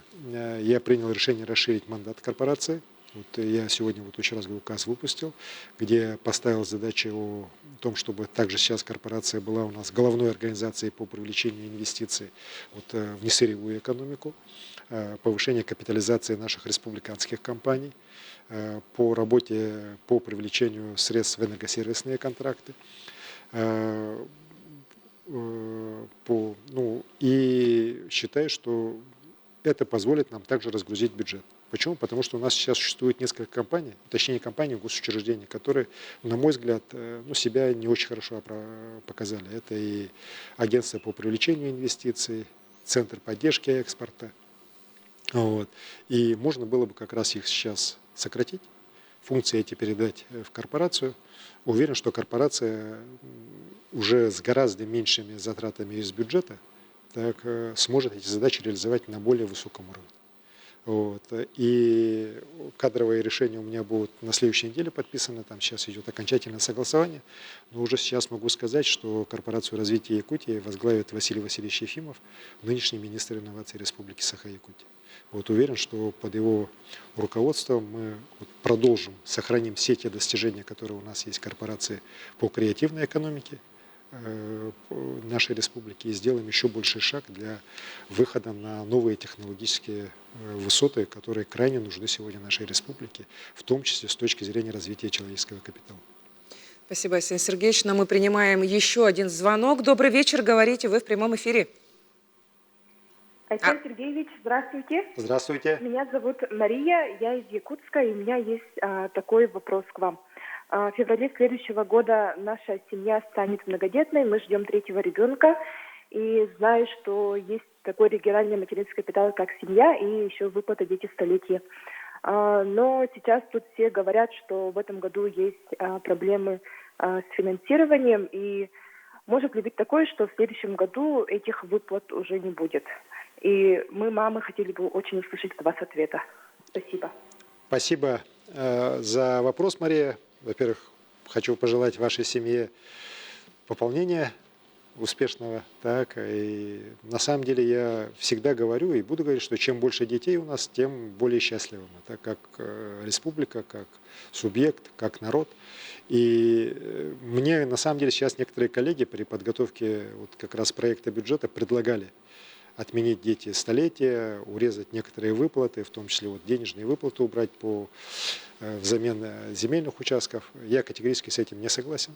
Мы должны все-таки быть последовательны. Для нас, для страны в целом, если отойти от задач по победе специальной военной операции, которая, безусловно, для нас самая важная для страны, одержать победу здесь, то с точки зрения таких долгосрочных задач вопросы демографии это крайне важны. Потому что мы, как страна, сможем идти вперед, только если население страны будет устойчиво расти. У нас, к сожалению, сегодня картина немножко другая, мягко скажем. И те положительные тенденции, положительные достижения, которые есть у нашей республики, мы обязательно должны сохранять. А если мы будем отменять то, что хорошее, что у нас есть, как мы тогда нашим семьям и молодым, и не только молодым, будем их призывать больше рожать детей. Здесь нельзя недооценивать все-таки и материальную сторону дела. Многие считают, что здесь не главные ценности, а деньги это потом. Да, может и так сказать, но все равно финансовая сторона, финансовая поддержка со стороны государства именно в вопросах семьи, детства, материнства, она абсолютно должна быть приоритетной. Поэтому, в этом году, к сожалению, есть определенные проблемы, мне докладывали по выплатам, по обеспечению, но при этом мы же от них абсолютно не отказываемся, чуть попозже, но выплатим все равно все, то, что должны выплатить. Я предложил своим коллегам посмотреть и по направлениям их именно использования этого же нашего капитала «Дети столетия». Уверен, что правильные решения будут найдены. Я вообще за то, чтобы, например, по финансированию взамен земельных участков, опять же, денежных средств, как это было последние 2 года, она себя тоже очень хорошо показала. Люди с удовольствием готовы брать средства. Вот. И здесь я считаю, что не надо, опять же, это останавливаться и, мотивируя нехваткой денег, идти на это. Так? На самом деле раздавать земли где-то в пустых полях или в лесах, так, а потом ждать, что люди потратят 1 000 000 рублей, чтобы провести туда сети, газ, электричество, так, ну, это тоже было бы очень наивно. Понятно, что рано или поздно это надо будет решать муниципалитетам. А муниципалитеты, что даже самые мощные наши муниципалитеты, как Якутск, они все равно приходят ко мне и начинают вот просить: Александр Сергеевич, обязательно нужно помочь. Так? Ну, я бы рад помочь, так, но здесь же надо, опять же, приоритизацию очень четкую делать. Поэтому здесь надо задача, вот еще раз говорю, по поддержке семьи, материнства и детства мы планку не должны снижать. Мы должны помогать и должны поддерживать. И мы это обязательно достигнем. Вот. И, конечно, я хотел бы поблагодарить всех тех, кто вот сегодня принимает такие решения, так, благодаря кому дети появляются, матерей, отцов. У нас коэффициент рождаемости сегодня, он все-таки один из высоких в стране. Мы 8-е место, вот по последним данным, 8-е место занимаем. Так? И по естественному приросту тоже в стране занимаем тоже достаточно высокое, вот 8-е место. Это важные, очень серьезные достижения. Они нам дались не очень просто так. Это и вот сокращение смертности, увеличение продолжительности жизни. Но здесь почивать на лаврах никак нельзя. Вот. Ну и, конечно, вот вопросы, еще раз говорю, появления новых поколений, более многочисленных, чем предыдущие. Это тоже вот стратегическая задача и государства в целом, ну и нашей республики в частности. Недаром наш президент вот на Восточном экономическом форуме, вот как раз, ну, вся страна это видела, я сам был немножко внезапно прозвучал, когда вот почему это у вас именно в Якутии вот так у вас получается. Ну, на самом деле, я потом подходили, руководители говорили, ну, хорошо ответили. Ну, на самом деле, так, мы в Якутии жизнь любим жить, так, и поэтому, конечно, вот и благодаря этому жизнь у нас продолжается и, уверен, будет дальше продолжаться. А мы все эти начинания поддержим. Александр Сергеевич, мы сегодня уже немножко поговорили про Алросу, но хочется остановиться подробно. Все-таки всех интересует, как вообще бюджетообразующие компании Алроса сегодня, как обстоят дела, какие перспективы вообще в нашей республике, алмазодобывающей республике? Знаете, сегодня вот, я хочу сказать, что компания Алроса, она остается нашей бюджетообразующей организацией. По прошлому году, несмотря на все проблемы, более 19% доходов бюджета республики – это средства, поступившие от компании Алроса. Вы знаете, вот когда вся эта безумная история с санкциями началась, ведь многие это сразу заметили, с самого начала одним из основных направлений вот удара наших недругов по российской экономике это было введение санкций на алмазодобывающую промышленность. Вот так называемый 12-й пакет санкций Евросоюза, да, он практически полностью прописан именно по борьбу с российской алмазодобывающей промышленностью. Начиная от персональных санкций на руководство Алроса, на руководство наблюдательного совета, в том числе на меня, да, заканчивая уже вопросами ограничительных мер на экспорт бриллиантов, на экспорт алмазов российских. И мы с самого начала говорили, что вот эта борьба, развязанная этими идиотами, она приведет к тому, что весь алмазный рынок мира пострадает. Россия, то бишь вот наши якутские алмазы, да, они занимают 33% мирового рынка. От 25 до 33 вот в разные годы. Да. И вынуть такой объем с рынка вот просто невозможно. А не ожидая то, что вот рынок будет в этом случае очень серьезно испытывать серьезнейшие нагрузки. И так и получилось. Во-первых,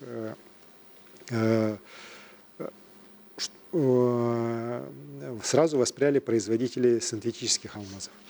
Последние годы они все-таки вот, до начала санкций они уже как бы смирились с тем, что у них есть свой сегмент вот, продукции из искусственных алмазов, которые они будут делать, продавать, зарабатывать на этом, но никоим образом сильно вот, конкурировать с природными алмазами они не смогут.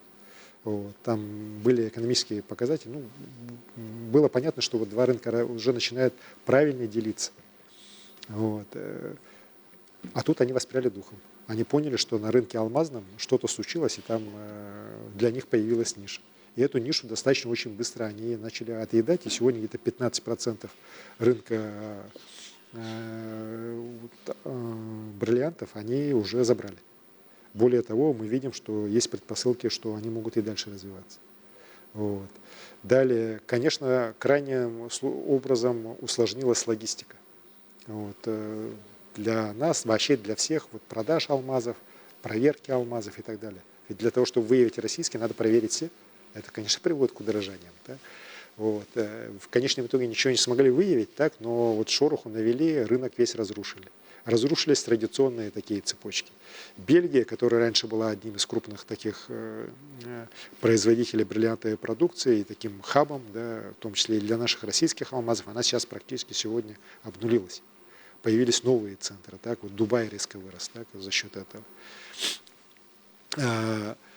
И конечный итог, что случилось? Сегодня в мире все крупнейшие алмазодобывающие компании, De Beers, вот эти африканские компании, они все, кроме Алросы, убыточны. Вот это парадокс, да, но сегодня Алроса единственный крупный вот производитель алмазов в мире, который прибыльный. Все остальные компании, в том числе De Beers, они убыточны. De Beers вообще сейчас выставлен уже на продажу. Вот. И это, мы этому на самом деле не рады, потому что это очень серьезная разбалансировка рынка, это вот как раз большой удар в целом по рынку мировому алмаза. И это результат, вот еще раз говорю, безумных, глупых действий людей, которые там в Евросоюзе сидят, и бывшей администрации Соединенных Штатов Америки. Мы, конечно, сейчас переориентировали свои потоки, мы понимаем, как работаем, как дальше работать в этих условиях, но, конечно, те восстановительные процессы, которые должны идти на мировом алмазном рынке, они идут медленнее, чем нам хотелось бы. Так? Мы ожидали, что в этом году оно серьезно пойдет, но, к сожалению, вот опять же, сейчас уже пошлины Трампа против Индии, они тоже привели к такой определенной приостановке этих положительных тенденций, потому что понятно, что сегодня большая часть алмазов мира, она граница в Индии. Так? А Америка, хотим мы, не хотим, но она сегодня потребитель 50 с лишним процентов практически бриллиантовой продукции, вот именно природных алмазов мира. Вот. Но уверен, что мы все равно правильное решение найдем. Люди все-таки не все идиоты, так? В том числе и на той стороне. Вот, в первую очередь, так? Мы видим, что какие-то люди здравомыслящие все-таки появляются, и общими усилиями все-таки восстановление рынка пойдет, и тогда уже в том числе и доходная часть нашего бюджета будет выглядеть гораздо более лучше, чем это сегодня происходит. Но при этом хочу сказать, что Алроса полностью выполняет свои социальные обязательства. Она является нашим крупнейшим социальным партнером, в том числе по ряду таких крупных социальных и экологических проектов. И это будет и дальше продолжаться. Ну и, конечно, мы здесь вместе со вторым ключевым партнером, с правительством Российской Федерации, очень тесно работаем для того, чтобы интересы компании «Алроса» и на мировом рынке сохранить, ну и по возможности, может, даже их больше далее развивать. Спасибо, Александр Сергеевич. Но я напомню, что звонки от зрителей и слушателей поступают в наш колл-центр. На некоторые сразу отвечают члены правительства и руководители ведомств. Наиболее актуальные из них перенаправляются к нам в студию. Давайте примем еще один звонок. Алло, говорите. Алло. Александр Сергеевич, добрый вечер. Добрый вечер. Мы знаем, что скоро откроется новая поликлиника в порту.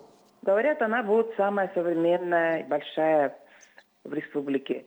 Наша семья живет в Мархе, и мы очень надеемся, что нас прикрепят к новой поликлинике. Спасибо. Спасибо. Ну, вы на самом деле правы. Я считаю, что эта поликлиника, наверняка самая большая будет у нас в республике. 9 тысяч квадратных метров она абсолютно укомплектована всем самым современным оборудованием, и МРТ, КТ и так далее. Стройка уже закончена. Вот. Мне докладывали, что уже ЗОСы все выданы на этот объект. Ну, сейчас осталось дело за малым. Сейчас Минздрав должен отработать с лицензирующими организациями по получению лицензии на начало работы поликлиники. Но я считаю, что в октябре это вопрос точно будет решен, и работать поликлиника начнет. А что касается прикрепления, все население городское, которое было прикреплено ко второй городской больнице, в том числе, это точно Марха, оно туда полностью перейдет. Вот. Ну и, конечно, это огромный подарок городу Якутску от республики, жителям города, потому что я прекрасно помню, знаю, в каких условиях вторая городская больница у нас работает. Конечно, страшные условия, так, скажу честно. Ну а сейчас, конечно, это будет уже такой рывок в новое. Там и взрослое отделение, и детское отделение, женская консультация. Чего там только нет. Так, я несколько раз в ходе строительства посещал объект, так, и считаю, что это вот такой пример очень хорошо продуманной современной городской поликлиники, такого, знаете, очень хорошего российского уровня. Айсен Сергеевич, вы не раз говорили, что главное богатство Якутии – это люди, это их мудрость и долголетие. Как раз с нами сегодня в прямом эфире на связи Намский социально-геронтологический центр имени Татьяны Едрахинской. Передаем слово нашему корреспонденту Нюргияне Романовой. Нюргияна, вам слово. Ütөкеһинен студия, Ütөкеһинен Айсен Сергеевич, биһиги агам састах жоммут мудрай саналара, олоққа опыттара, биһиги байбут ден этеккесеп. Онун Татьяна Едрахинская атынан намнагы социальный геронтологический кеңе келен турабыт. Манна элбэх киһи олорор диетекке киһи кута сүрэ тохтур, нус баран, барата орун оннугар урбут туппут курдук турар.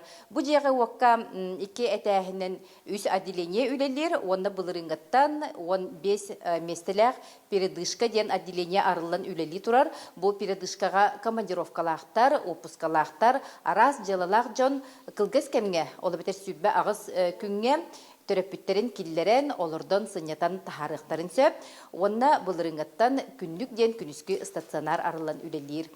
Бу жега уакка арас жылгалак жон түмсен олороллор интернат берт серге холоктоох, ким туох жарыктагынан аралжыяр, манна агыгоннартан таксыбыт састак жомут эмие баалар, кимтен да туохтан да халсыбаттар, олугу наха таптыллар, онтон кинилер сыняланнарын терьерге волонтердар келен Лехеллер, арас тәрәһеннәре ыталлар, бу сотору кеминен, болары турар кырҗагастар күннәрен көрсә белемнән хаҗаллар.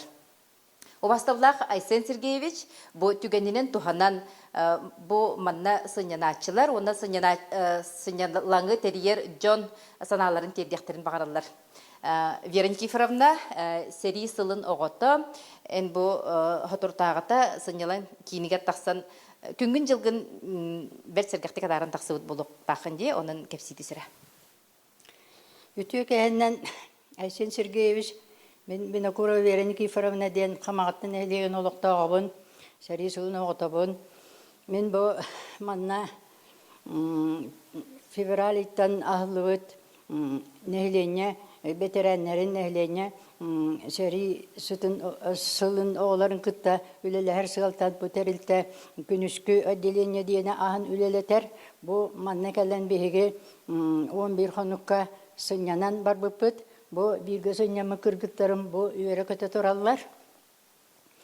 Иті көрдік, бұ манна бейге сынянар кәмметігер әлбә қарас мероприятиялары үйіппіттара, оздоровительный соғыз, исқағанақ, Или атақ қамсанарығар, сана сайдарығар, арас мероприятиялары үйіппіттара, онна арас темаларға беседа, дискуссия, оңыр бұттара, қолыбыра, юридической вопростарға, праватын көміскенерге, арас темаларға тұғырдық, интүшірді интерегіней мероприятиялары үйіппіттара. Оны тағынан манна арас оңоқтары оңырылға мастер-кластары үппіттара, бейгіні үнкүйлетен, ұллатан, кәнсер оңықтыр бұттара. Еті көрдік бейгінен әме арас бұстапқалар оңықтыр бұттара. Еті көрдік бейгі бұл манна сүнянар кәмметігер бейбіт өлі нәқтар бүтін күтті кәлін кәпсетен, сәргәқсиен, арас темаларға үйерінен өй бүтін санабытын сайыннаран. Она манна сынянар кәмметігер Себеп мақтанабыт. Онтон бу район никитич бияха волонтер, сынялаңы терячи, бу кайдак терибик ките сынялаңы олдуна. Уасабылак Айсен Сергеевич. Үдек яһанан. Намнагы кырдагастар онна инвалидтер волонтерская камсаһын терибиппит. Онтан тахасыл болла. Манна бейлере багат түләреннән кәлен арасталарына дөннөр кәлен кыттыны ылбыттыра. Онна ылаллар. Билеген беге онтан такка кругога ытабыт. Онна бебит телтебит ытар бары терәһәннәргәр аксионды кыттабыт. Ütühabıt, terissebit. Bihigi bağabıttın atın sosyal netlerge bevit bayoptun üllesterge belemitten etebit. Arjun kidiş ihnerihin maqtal. Maqtal studiya.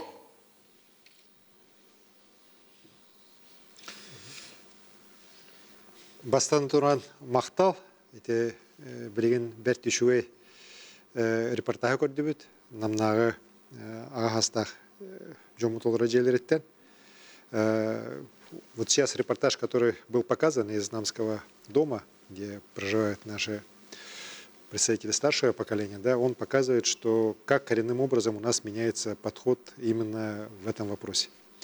Сейчас мы стараемся строить вот именно такие дома с пониманием, что люди не просто там должны существовать, люди там должны жить активно.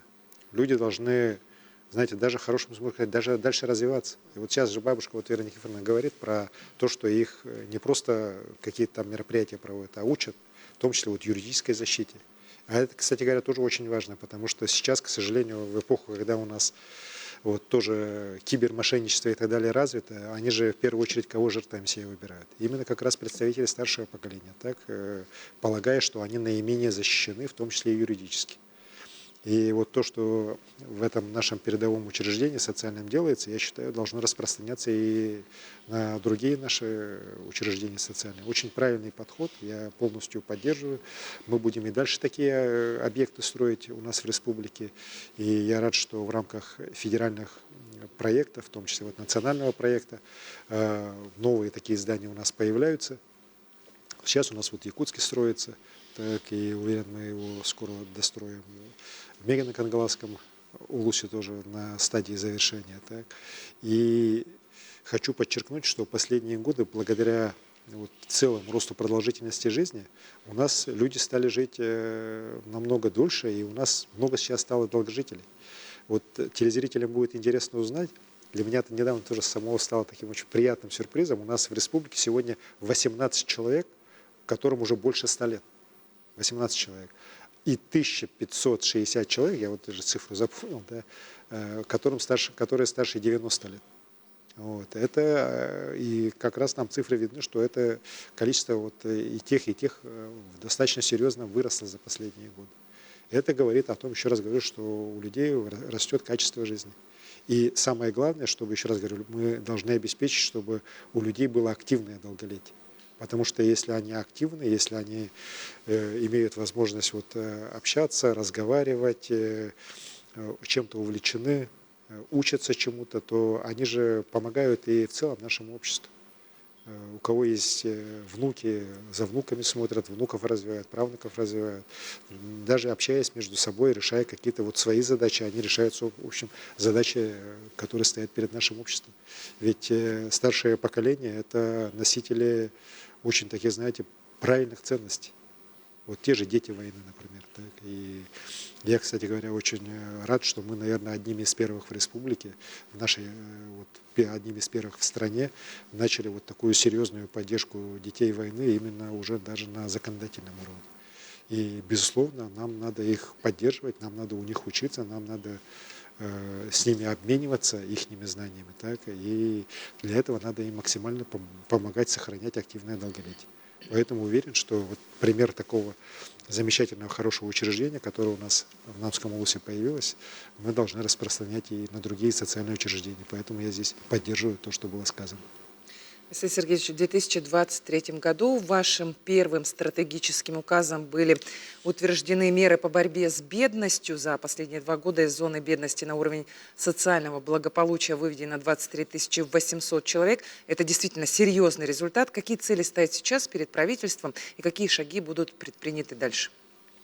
Знаете, борьба с бедностью – это, наверное, одна из самых главных задач в нашей республике. Она была и остается. В 2018 году, когда я возглавил республику, у нас количество бедных было 18,2%. Мы постепенно эту цифру снижали. Вот.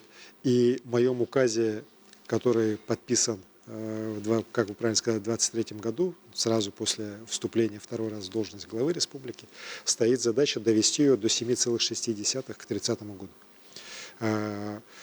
На тот момент она была, если не ошибаюсь, около 15%. Количество у нас в республике. Сегодня 12,8 по итогам 2024 года. То есть мы ее достаточно серьезно снизили, но говорить о том, что вот мы уже можем, опять же, вот почивать на лаврах, никак нельзя. У нас сегодня, что такое 12,8%? Это, вот считайте, 128 тысяч человек находятся за чертой бедности. И здесь понятно, что одними мерами материальными это просто не решить. Это такая очень серьезная проблема, которая должна волновать все наше общество. И вот здесь и бизнес, и общество в целом гражданское, и власть, естественно, да, они должны объединяться для того, чтобы создавать условия, чтобы помогать этим людям комплексно. Вот, по всему спектру, начиная от поддержки в области здравоохранения, здоровья детей, заканчивая уже переобучением и устройством на работу. Именно вот такой комплексный подход, как показывает мировой опыт, он именно только и дает положительное заключение. В конце концов, просто давать субсидии нигде в мире это не сработало. К сожалению или к счастью, не работает это. И именно поэтому у нас создан специальный проектный офис во главе с Георгием Михайловичем Степановым, зампредом правительства, который отвечает за реализацию данного важнейшего направления. Сейчас у нас в республике идет такой пилотный проект, скажем так, по 1000 многодетных семей, по выводу их как раз из зоны бедности путем, такого комплексного подхода, комплексной поддержки по самым разным направлениям, вплоть до персональных уже таких, скажем так, прикрепленных людей, консультантов, которые помогают им в самых разных вопросах. Еще раз говорю, начиная от переобучения и устройства на работу, заканчивая уже вопросами обеспечения здоровья детей. И уверен, что у нас получится. Еще раз говорю, мы видим положительную статистику, несмотря на все сложности, у нас бедность именно падает.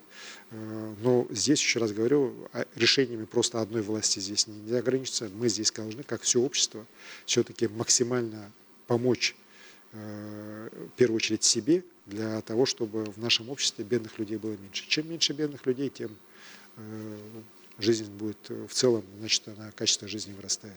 Мы должны помочь людям из этой зоны выходить. Больше 1,5 часов мы работаем в прямом эфире. Хотелось бы обратиться в колл-центр. Марферина, сколько всего звонков поступило за это время?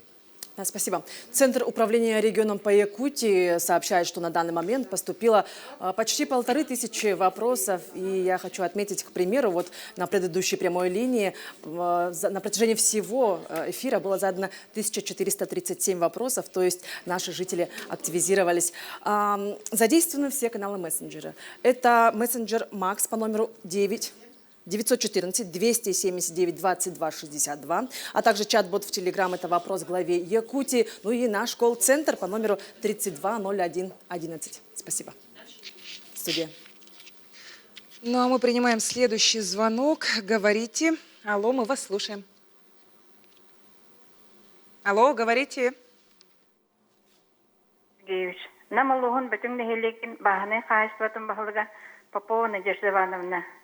Бихе хайстабыт чүш жерде мемер нақтақпыт, бұйыл тұттарбыт үйпітін үйіс үйбітін үйт қатысыны баққылырабыт. Эти тыын вопрос қахан бағарылары, намы ғылуғын үйтмен дәріктанар бағыны хайстуаларын аттырыттан әйеға аспыт үйге эти тұғынан сұрық үппіт. Спасибо. Вопрос касается средств, которые должны идти по субсидия на молоко.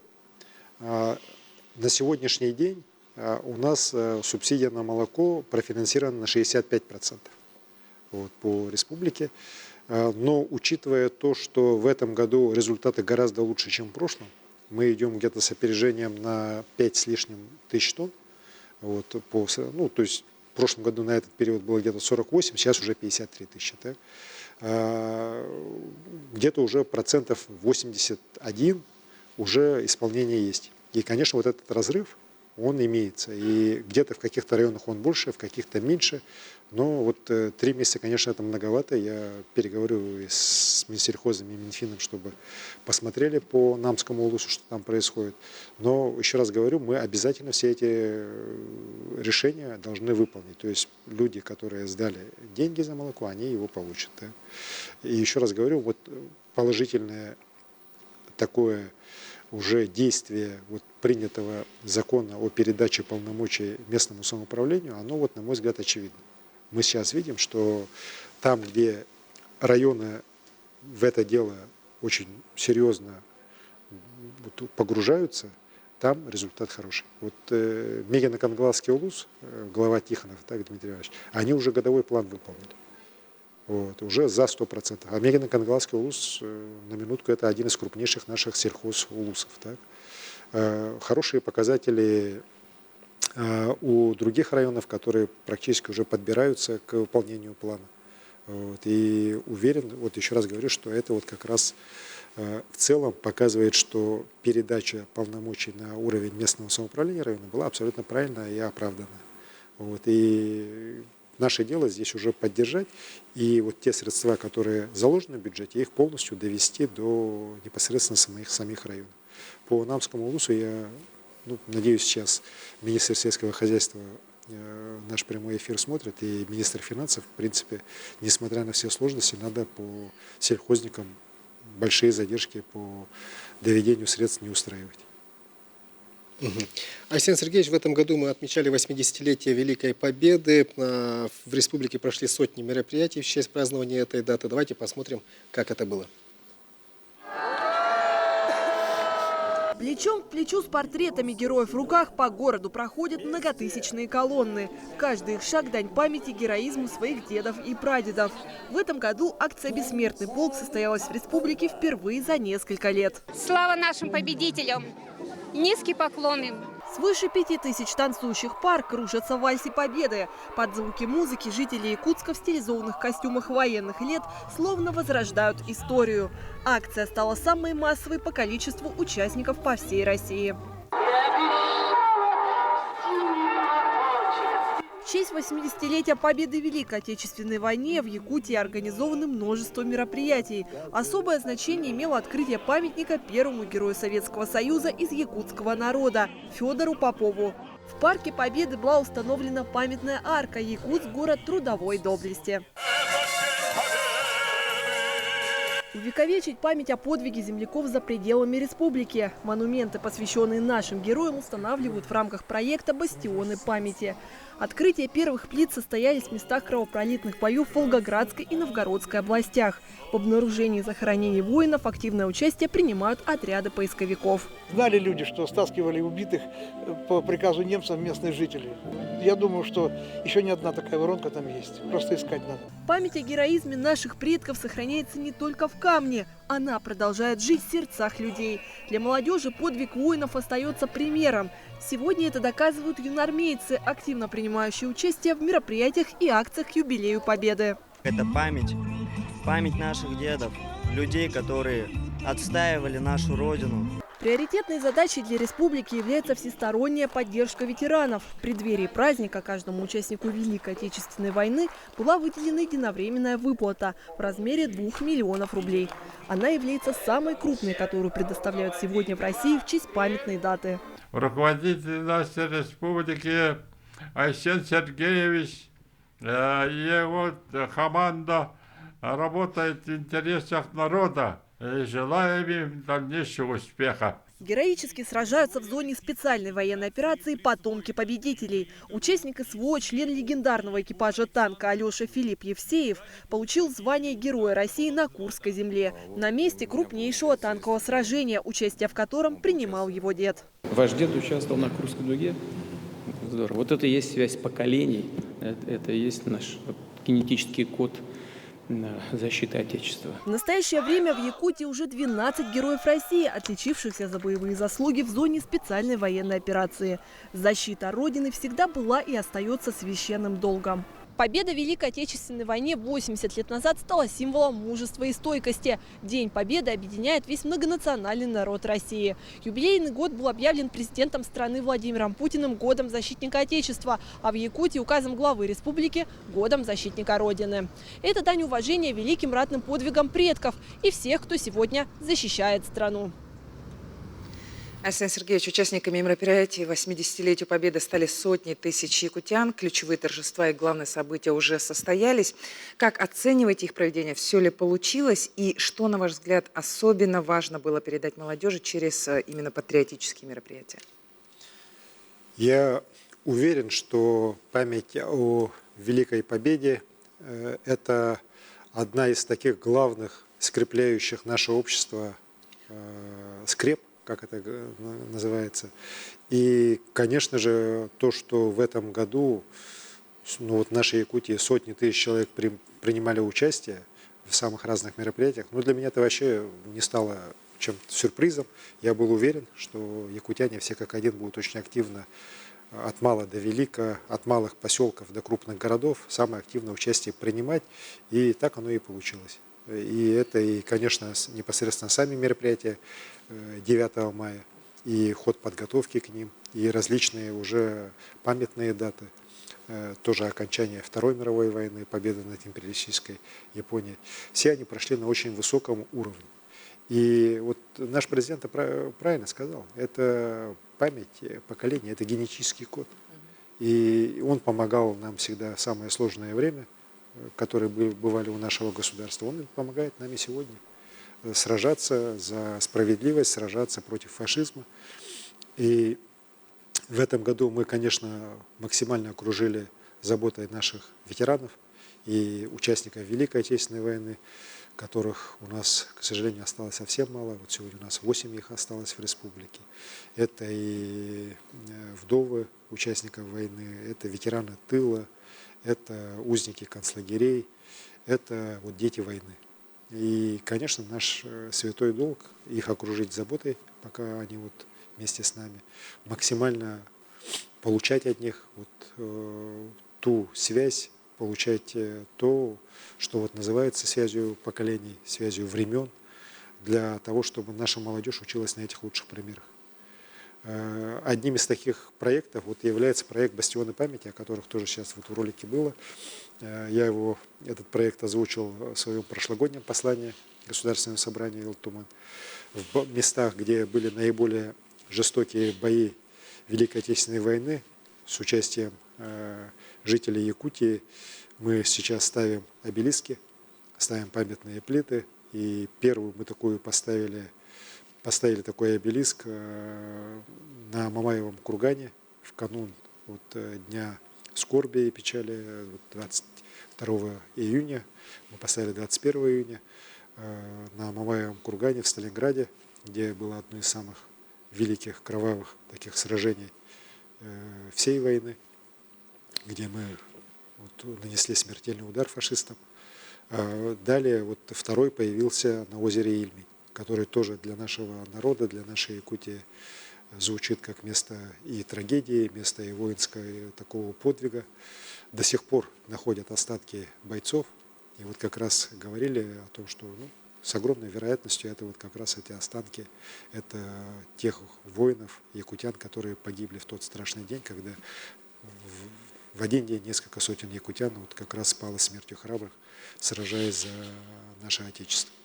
И видя глаза этих ребят, поисковиков из самых разных регионов страны, из Якутии, самого Новгорода, из Сибири, с Москвы, понимаешь, что эта связь реально существует, связь поколений. И те ребята, которые к этому прикоснулись, они уже на жизнь смотрят совсем по-другому. Они смотрят на нее правильно. Вот. И огромное внимание, которое уделяет и в тех регионах, вот где мы были, подвигу наших солдат, тоже нас поддерживает. Я выражаю благодарность главам регионов, которые нас поддержали в Волгоградской области, Новгородской области. У нас сейчас уже на стадии решения и установки это Калужская область, Псковская область, Смоленская область, где мы тоже вот такие памятные знаки в местах, где наши с вами предки сражались за свободу нашей страны, конечно, обязательно будут поставлены. Более того, мы считаем, что этот проект надо продолжать. На нас выходят родственники сражавшихся и погибших солдат Великой Отечественной войны, чьи предки захоронены в других областях нашей страны, и просят этот проект продолжить. Мы уверены, что это такой народный на самом деле проект, потому что он реализуется полностью на внебюджетные средства. Мы обязательно продолжим уже и в 2026 и в последующих годах. Айсен Сергеевич, в республике по поручению президента работает кадровая программа «Якутия. Земля героев». Ребята, курсанты уже прошли первую модель обучения, прошли стажировки в министерствах и ведомствах. Сейчас стартовала вторая часть обучения, очная. Хотелось бы услышать именно вашу оценку. Совпадают ли ожидания и реальность этой программы? И самое главное, те ребята, которые сегодня находятся за ленточкой, по приезду обратно на родину, смогут ли принять участие в этой программе? То есть будет ли программа продолжена?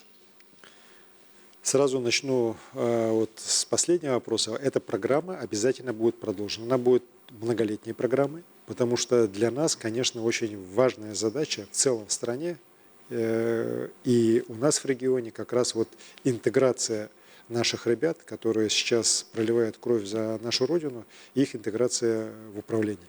Управление государственное, управление муниципальное, управление на уровне предприятий.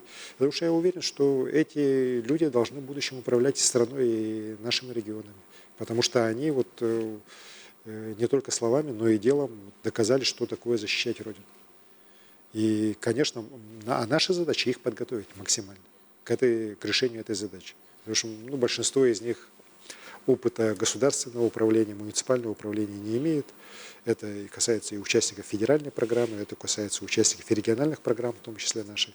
Но они все талантливые люди. Я вот встречался на прошлой неделе с ними как раз вот в Хангаласском области на начале второго модуля, да.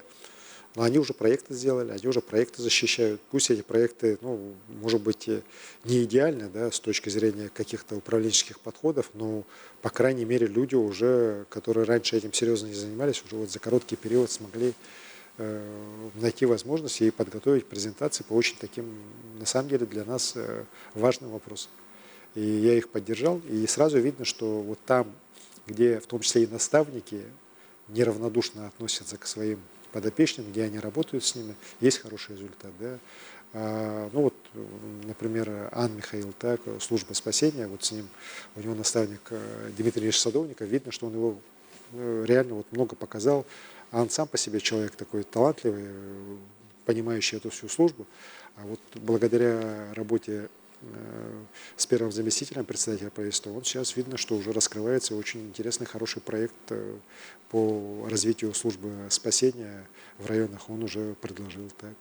Вот, поэтому эту работу будем продолжать. Я сам тоже встречаюсь, буду и дальше с ними встречаться, с ребятами, их помогать развиваться в области управления. Ну и у меня есть свои, скажем так, подопечные курсанты по федеральной программе. Дмитрий Куценко, Николай Соболев, оба герои России, подполковники.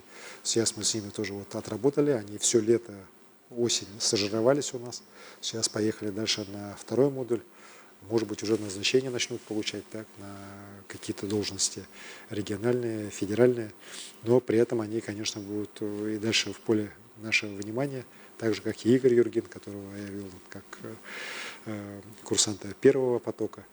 Вот это, еще раз говорю, это те люди, которые точно вот должны идти вперед, развиваться. Наше дело им помочь, а уверен, что вот с мотивацией, с правильным пониманием жизни они нас могут сами всему другому научить.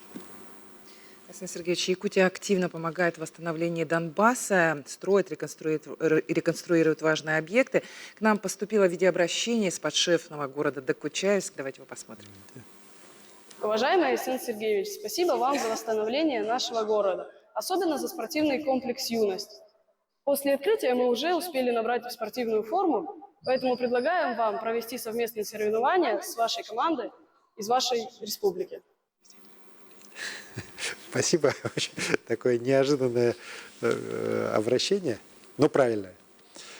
Вот этот спорткомплекс, когда мы приехали в Докучаевск первый раз, когда нас сюда перебросили после того, как мы в Кировском задачи основные решили, конечно, он производил очень удручающее впечатление.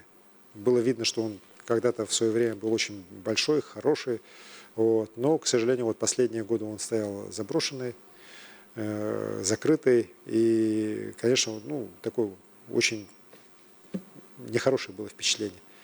И мы тогда договорились с Денисом Пушилиным, главой Донецкой Народной Республики, что сделаем все, чтобы вот как раз такой знаковый, оказывается, не только для Докучаевска, но и в целом для ДНР объект, все-таки сконцентрировать на нем силы, ресурсы и быстрее его сделать.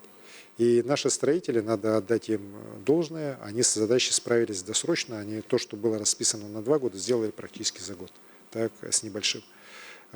Более того, нам, конечно, очень помог и Хустулин Мараш Хизяевич, он приезжал, посмотрел и тоже выделил средства уже из других фондов федеральных. И это нам помогло, вот этот проект, еще раз говорю, очень такой большой, серьезный. Это самый большой объект, который по прошлому году был отреконструирован на территории всей Донецкой Народной Республики. Именно силами нашей республики. И там же еще и бассейн большой, так, оказывается, как потом мне рассказали, и как я сейчас вижу, Докучаевск известен был еще с советских времен, как место, где была очень серьезная плавательная база, из которой выходили там призеры и чемпионы Советского Союза, Европы, и мира и так далее. И, конечно, я сейчас рад, что комплекс уже работает, масса туда детей ходят, взрослые ходят. А так как мы также реконструируем там рядом и городской парк, делаем его как такое большое общественное пространство, это понятно, что через год это, наверное, будет одно из красивейших мест уже всей Донецкой Народной Республики. А то, что ребята предлагают сразиться, уверен, это отлично. Вот как раз они могут, наверное, сначала к нам приехать, да, потом, когда уже победим, окончательный мир будет, можно и наших детей туда отправлять. И там, на самом деле, в Донецкой Народной Республике, в Докучаевске очень спортивные, там много видов спорта культивируется, и плавание, и баскетбол, и другие виды спорта. И когда мы рассказываем про наш масс-рестлинг, например, им тоже очень интересно. Поэтому чем больше будем дружить в спорте, в культуре, в других таких гуманитарных сферах, тем сильнее будет вообще наша дружба между и городами, между регионами. В целом сильнее будет наша страна. И это очень хорошее, правильное предложение. Я прошу наших структур, которые этим занимаются, взять на заметку и потом отработать. Александр Сергеевич, традиционный вопрос, который проходит сквозь все наши прямые линии, конечно же, вопрос, который волнует многих жителей нашей республики, это Ленский мост. Александр Сергеевич, на какой стадии сейчас находится строительство Ленского моста? Знаете, год назад мы же начали строить Ленский мост, и тогда, помните, там была масса всяких домыслов, пересудов, это так, и свай там нету, и вообще непонятно, будет, не будет, и вообще чем там занимается, непонятно. Но сейчас любой, кто мимо стройплощадки приезжает, видит, что там идет огромная стройка, и на этом берегу, и на том берегу. 80 единиц крупной строительной техники, несколько сот человек работает кругло, постоянно так. Очень серьезный график работ сверстан, согласован и реализуется. Работы будут идти круглый год, потому что не все работы должны там на русле реки идти, да, многие работы идут вне его русла. Программа этого года практически у нас вся реализована. Главное, кофердамы собрали так огромные вот эти металлические цилиндры, которые потом будут устанавливаться на места, где будут опоры моста.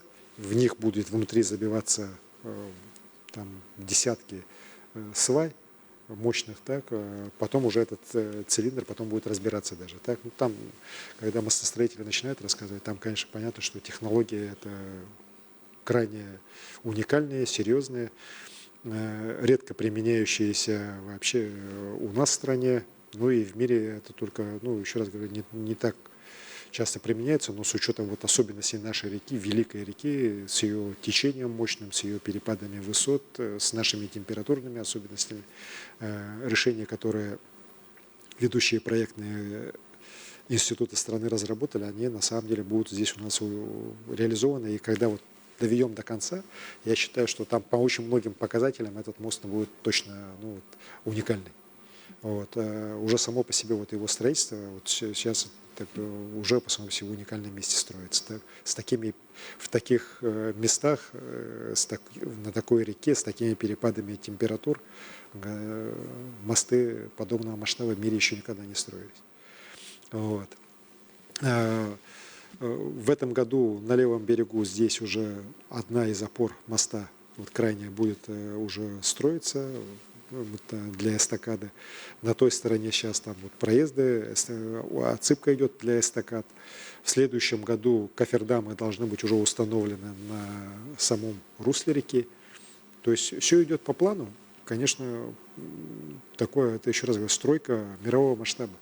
Я вот когда читаю иногда вот этих дилетантские рассуждения некоторых людей, которые в жизни, наверное, мостик даже через уручение построили, да, это просто, ну, иногда смешно, иногда горько, да, обсуждают, не понимая даже, о каких вещах здесь идет речь. Что касается финансирования программы этого года, ну, со стороны Федерации полностью выполнено.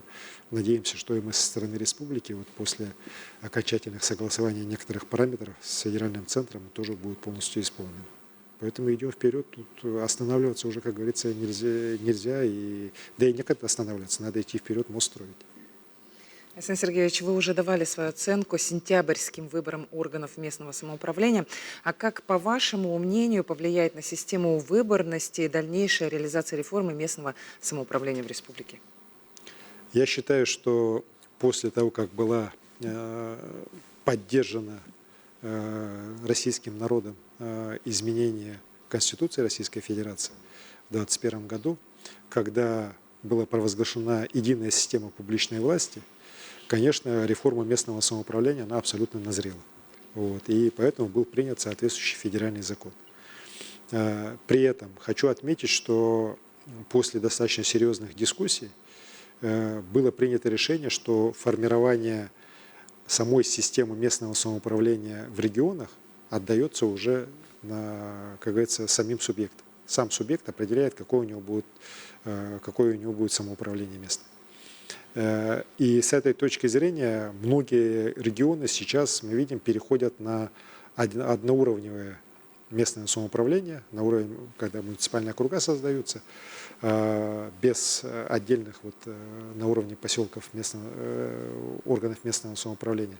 В этом, конечно, есть свои плюсы, безусловно, но есть и минусы. Мы достаточно много на эту тему разговаривали и с депутатами Илтумен, я со многими главами местного самоуправления, с нашими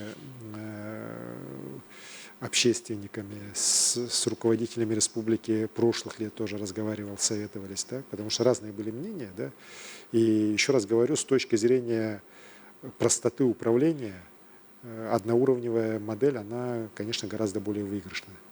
Вот.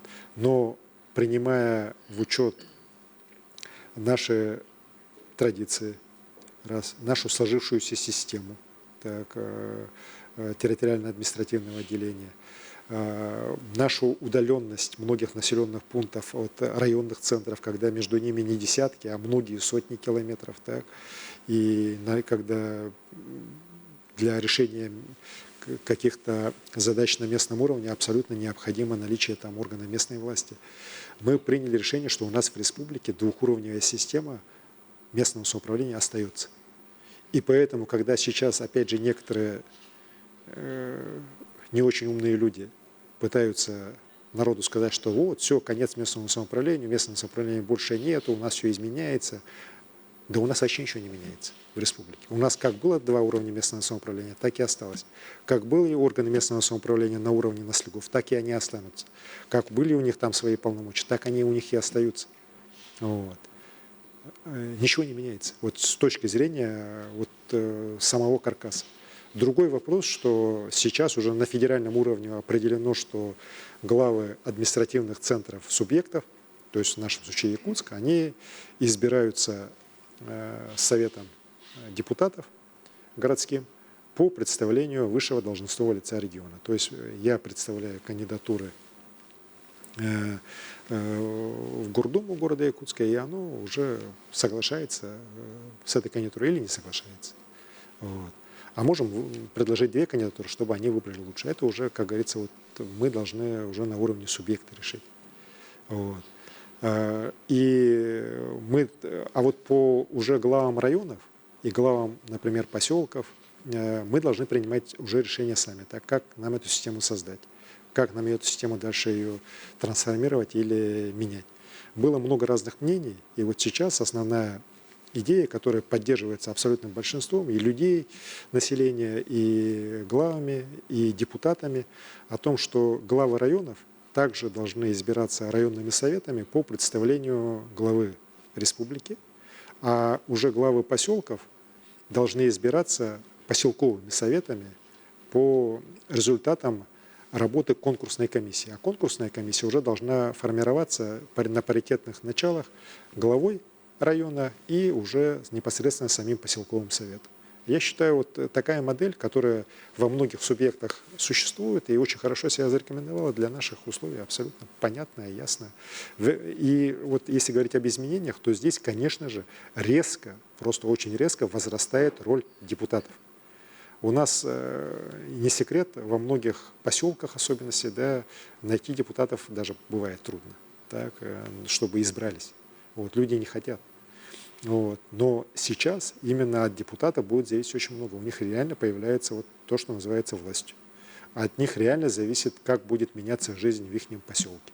И мы уверены, что в этом случае, конечно, качество депутатского корпуса на местах будет серьезно расти. Это будет уже реально те представители народа, которые будут как раз решать, как тому или иному населенному пункту муниципального образования дальше развиваться. Ну и на районном уровне то же самое. Поэтому я считаю, что это наоборот, как раз с точки зрения развития народовластия, это очень правильное, серьезное такое будет решение. Уверен, что такое решение мы подготовим, обсудим, и до конца года мы должны его обязательно принять. Для того, чтобы уже со следующего года наше законодательство полностью отвечало федеральному, и мы могли дальше двигаться вперед в интересах всех граждан республики. Спасибо, Айсен Сергеевич. У нас еще один телефонный звонок. Добрый вечер, вы в эфире. Айсен Сергеевич. Мен хаңас майятыттан Валентина Дмитриевна Мартынова денерiyeri. Мен манна кыйтылаакпын. Бый хайын өрүгү туратор сулус дентелекте беккөлөлөдү. Сыанабыт да түстө. Эндегенен иринеңер аяначы жондура сергет абранды. Эхил кайдак болой. Бу телекте 25 катедрынан ситемин биспакка иринеңер олорочу жондуру саа сайын күн туратактары до.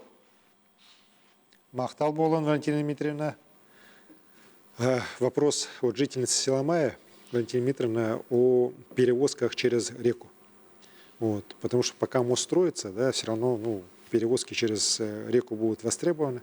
Да и потом, даже когда мост появится, я все равно уверен, что определенное движение водное у нас здесь, в районе Якутска, все равно будет.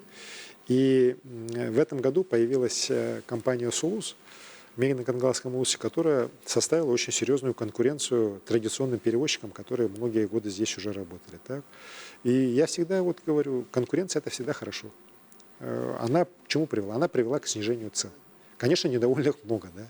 В первую очередь те, кто раньше работал на перевозках. Но население это выиграло. И вот жительница Вера Дмитриевна тоже говорит, цены стали дешевле. А если цены стали дешевле, мы обязаны это поддерживать. Я вот полностью, вот еще раз говорю, за то, чтобы в результате такой конкуренции, если цены падают, если люди эти же услуги могут получить на том же качестве, а может даже лучше, за меньшие деньги, но это благо. И это вот настоящая как раз честная рыночная конкуренция. Поэтому я считаю, что у компании правильный подход. А что касается перехода, чтобы компания и на перевозках на воздушных подушках работала, ну, если компания сочтет возможным, если у нее есть ресурсы, чтобы вот такие суда закупить, работать, то я считаю, что здесь тоже ничего плохого не будет, если на этом рынке появятся уже новые предложения. У нас в прошлом году, по-моему, если не ошибаюсь, вот когда Шуга шла, у нас там до 5000 рублей, по-моему, там переправы доходили на воздушных подушках. Так? Если это будет дешевле, опять же, да, при соблюдении всех норм безопасности и так далее, то что в этом плохого?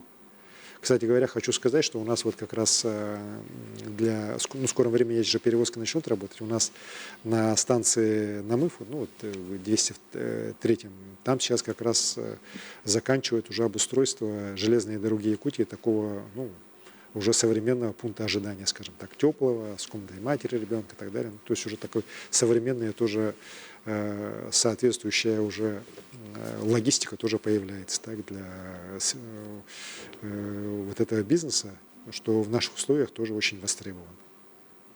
Арсений Сергеевич, довольно провокационный, но интересный вопрос из мессенджера Макс, который поступил буквально минуту назад. Если в республике есть проблемы с финансированием, то зачем продолжают устраивать большие массовые мероприятия? Эти деньги можно было бы потратить на социальные выплаты. Знаете, я достаточно часто вот этот вопрос слышу, да, я давно уже слышу это, и в городе, когда работал, слышал, и сейчас слышу. Во-первых, это небольшие деньги. Вот если мы предположим, что завтра отменим все наши массовые мероприятия, СЭХи отменим, там, какие-то вот эти форумы, которые проводятся по линии разных министерств и так далее, да, мы сэкономим бешеные деньги, вы ошибаетесь. Это у нас самая большая статья затрат бюджета, их две у нас. Это заработная плата бюджетников и субсидии организациям коммунального комплекса. Вот у нас на бюджете 2025 года по сравнению с бюджетом 2024 года заработная плата бюджетников выросла на 12 миллиардов рублей. 12 – это просто вот то повышение заработной платы бюджетников. При этом, честно скажу, что я не могу сказать, что это было большое повышение. Там по указным категориям там 7-10%, по всем остальным 5,7%. И это 12 миллиардов рублей стоит бюджету республики. Ну а по субсидии коммунального комплекса, это уже притча во языцах, так, совсем недавно это было 15, так, сейчас просят 50. Так, вот и сравните. Так, а все, вот на СЭХ Туймада, например, да, город тратит немногим больше, там, около 20-30 миллионов, наверное, всего. Вот, и то это не из бюджета, а в том числе и средства организации и так далее, муниципальных. Вот. А сам же по себе этот праздник уже сегодня превратился абсолютно окупаемый. Там одних доходов малого бизнеса по тем расчетам, которые Сбераналитика мне представляла, наше министерство тоже представляли несколько сотен миллионов только на СЭХе Туймада. Вот это доходы малого бизнеса города Якутска и в целом республики. Это что, плохо? Вот. Ну а если взять вообще с большой точки зрения, да, то, знаете, ведь не зря еще древние сказали, что народу нужны хлеб и зрелище, потому что это объединяет людей. Это же вот СЭХ Туймада, тот же СЭХ Уланхо, например, которым в этом году на очень высоком уровне в Нерюнгри провели. Они же объединяют людей, там население меняется, там атмосфера меняется, вот, общественная. Так? И, конечно, вот то, что... Вспомните СЭХ Туймады там, 15 лет назад, да, и то, во что он превратился сегодня. Да, это же это огромное явление, которым уже гордится, даже не мы гордимся, вся страна этим гордится, да, что вот есть такой праздник, который объединяет там, сотни тысяч человек. А вот если говорить о крупных мероприятиях, таких как, например, спортивные игры, их тоже критикуют. Но вот возьмем игры Манчара, которые мы провели в Итуккёле. Да, мы на самом деле... очень серьезные вложения сделали не только в спортивные объекты. Мы очень много вложили в целом в инфраструктуру Итуккёля. Но, коллеги, мы вот еще лет 5 назад, да, село Итуккёль, центр Татинского улуса, он производил очень печальное впечатление. Вот. Многие же там были, знаем. Так. И это то, что мы называем колыбелью якутской литературы, центром якутской культуры. Вот. И кто мы такие, если мы даже вот такие места не можем привести в нормальное состояние. Ну а сейчас в Итыкюль приезжайте, ну это реально ну, районный центр такого неплохого, знаете, уровня. Там и прекрасная школа, там и прекрасная больница. Школа построена по прямому поручению премьер-министра России, а поликлинику открывал наш президент. Там замечательные сейчас спортивные комплексы, и вот стадион, и физкультурно-оздоровительный комплекс. Замечательное общественное пространство, вот сейчас показали в ролике. Да? Улица асфальтирована. Мы, не секрет же, этим летом во время игр же дожди шли. Если бы пару лет назад игры мы проводили в Итыкюле в такой дождь, мы после первого дня остановились бы, потому что застряли бы в грязи. Да? А сейчас нормально все ходили в кроссовках. На грязь жалующихся людей было не так много. Вот. Поэтому вот такие мероприятия, они не только мероприятия, они в целом меняют наши населенные пункты, особенности в сельской местности. Вот сейчас вот я в Нюрбе был, мы планы сделали на 27-й год, как спортивные игры народу будем проводить. Вот в Хангаласском улусе все ждут игры Манчары, которые пройдут аж там в 29-м году, так уже тоже идет дискуссия, где будет стадион там строиться и так далее. То есть это реально людей сплачивает, раз, а во-вторых, мы реально меняем этим самым инфраструктуру. И очень правильно в свое время такие решения были приняты. И мы должны вот это еще, я считаю, эти подходы еще усиливать и дальше правильно, эффективно уже реализовывать. И другой вопрос, чтобы эти объекты потом пустые не стояли. Вот с этим я согласен. Объекты должны приносить пользу. А то у нас многие стадионы, вот построенные там в 90-х, в нулевых годах, они, к сожалению, пришли в негодность. Так? Ну а вот те, которые построены уже последние десятилетия, они нормально все функционируют. Вот, когда уже научились правильно строить такие объекты и научились правильно их эксплуатировать. Поэтому здесь я не согласен. Мы, несмотря ни на что, вот такие мероприятия должны проводить, а они должны, наоборот, сплачивать наше население, так, и двигать нас вперед. Александр Сергеевич, еще один телефонный звонок. Добрый вечер, вы в эфире. Алло, здравствуйте, Александр Сергеевич. Нижнеколымский район, поселок Черский. Здравствуйте. Меня зовут Людмила. Живу в Черском всю жизнь, уезжать не собираюсь, так как все-таки до нас доходит развитие. Аэропорт у нас новый, электростанция большая заработала, потихоньку что-то решается. Александр Сергеевич, очень большая просьба сделать нам нормальный интернет. Тогда сразу как-то веселее станет нам. Спасибо, Людмила, за вопрос. Спасибо за ваше желание и дальше жить в родном Черском. Я Черский тоже очень люблю, достаточно регулярно там бываю. Вот недавно был, в сентябре месяце. И, конечно, вижу позитивные изменения, которые есть, особенно вот в связи с появлением практически нового аэропорта, новой полосы, вводом в строй вот новой электростанции, красивой, современной. Так. Люди меняются. Уверен, что в ближайшие годы мы с Ярославом Бандером там же согласовывали с главой района, также программу вообще в целом по реновации вот этих кварталов, многоквартирных домов. Ну и, конечно, вопросы связи. Интернет у вас очень крайне медленный, его практически нет, можно сказать, иногда порой. Да. Сейчас решение этого вопроса у нас будет через реализацию проекта «Синергия Арктики». Проект очень серьезный, он вошел сейчас в перечень проектов таких инфраструктурных Российской Федерации на период до 30 года. Финансирование со стороны Российской Федерации уже предусмотрено. Даже в этом году уже серьезные средства могут до нас быть доведены. И в рамках этой программы 62 населенных пункта Арктической зоны Якутии должны быть оснащены уже интернет-связью. Главное, конечно, это оптоволоконные линии связи, которые будут пролегать через все районные центры, многие населенные пункты арктических наших районов. И в Нижнеколымский район, в Черске, в частности, мы должны дойти до конца 2028 года с этой оптоволоконной линией связи.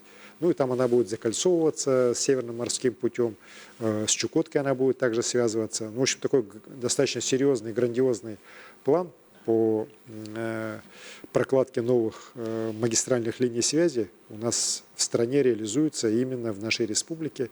Мы этот проект тоже достаточно упорно двигали последние 4 года, можно сказать, и вот наконец-то благодаря поддержке и президента, и правительства страны он уже начинает реализовываться.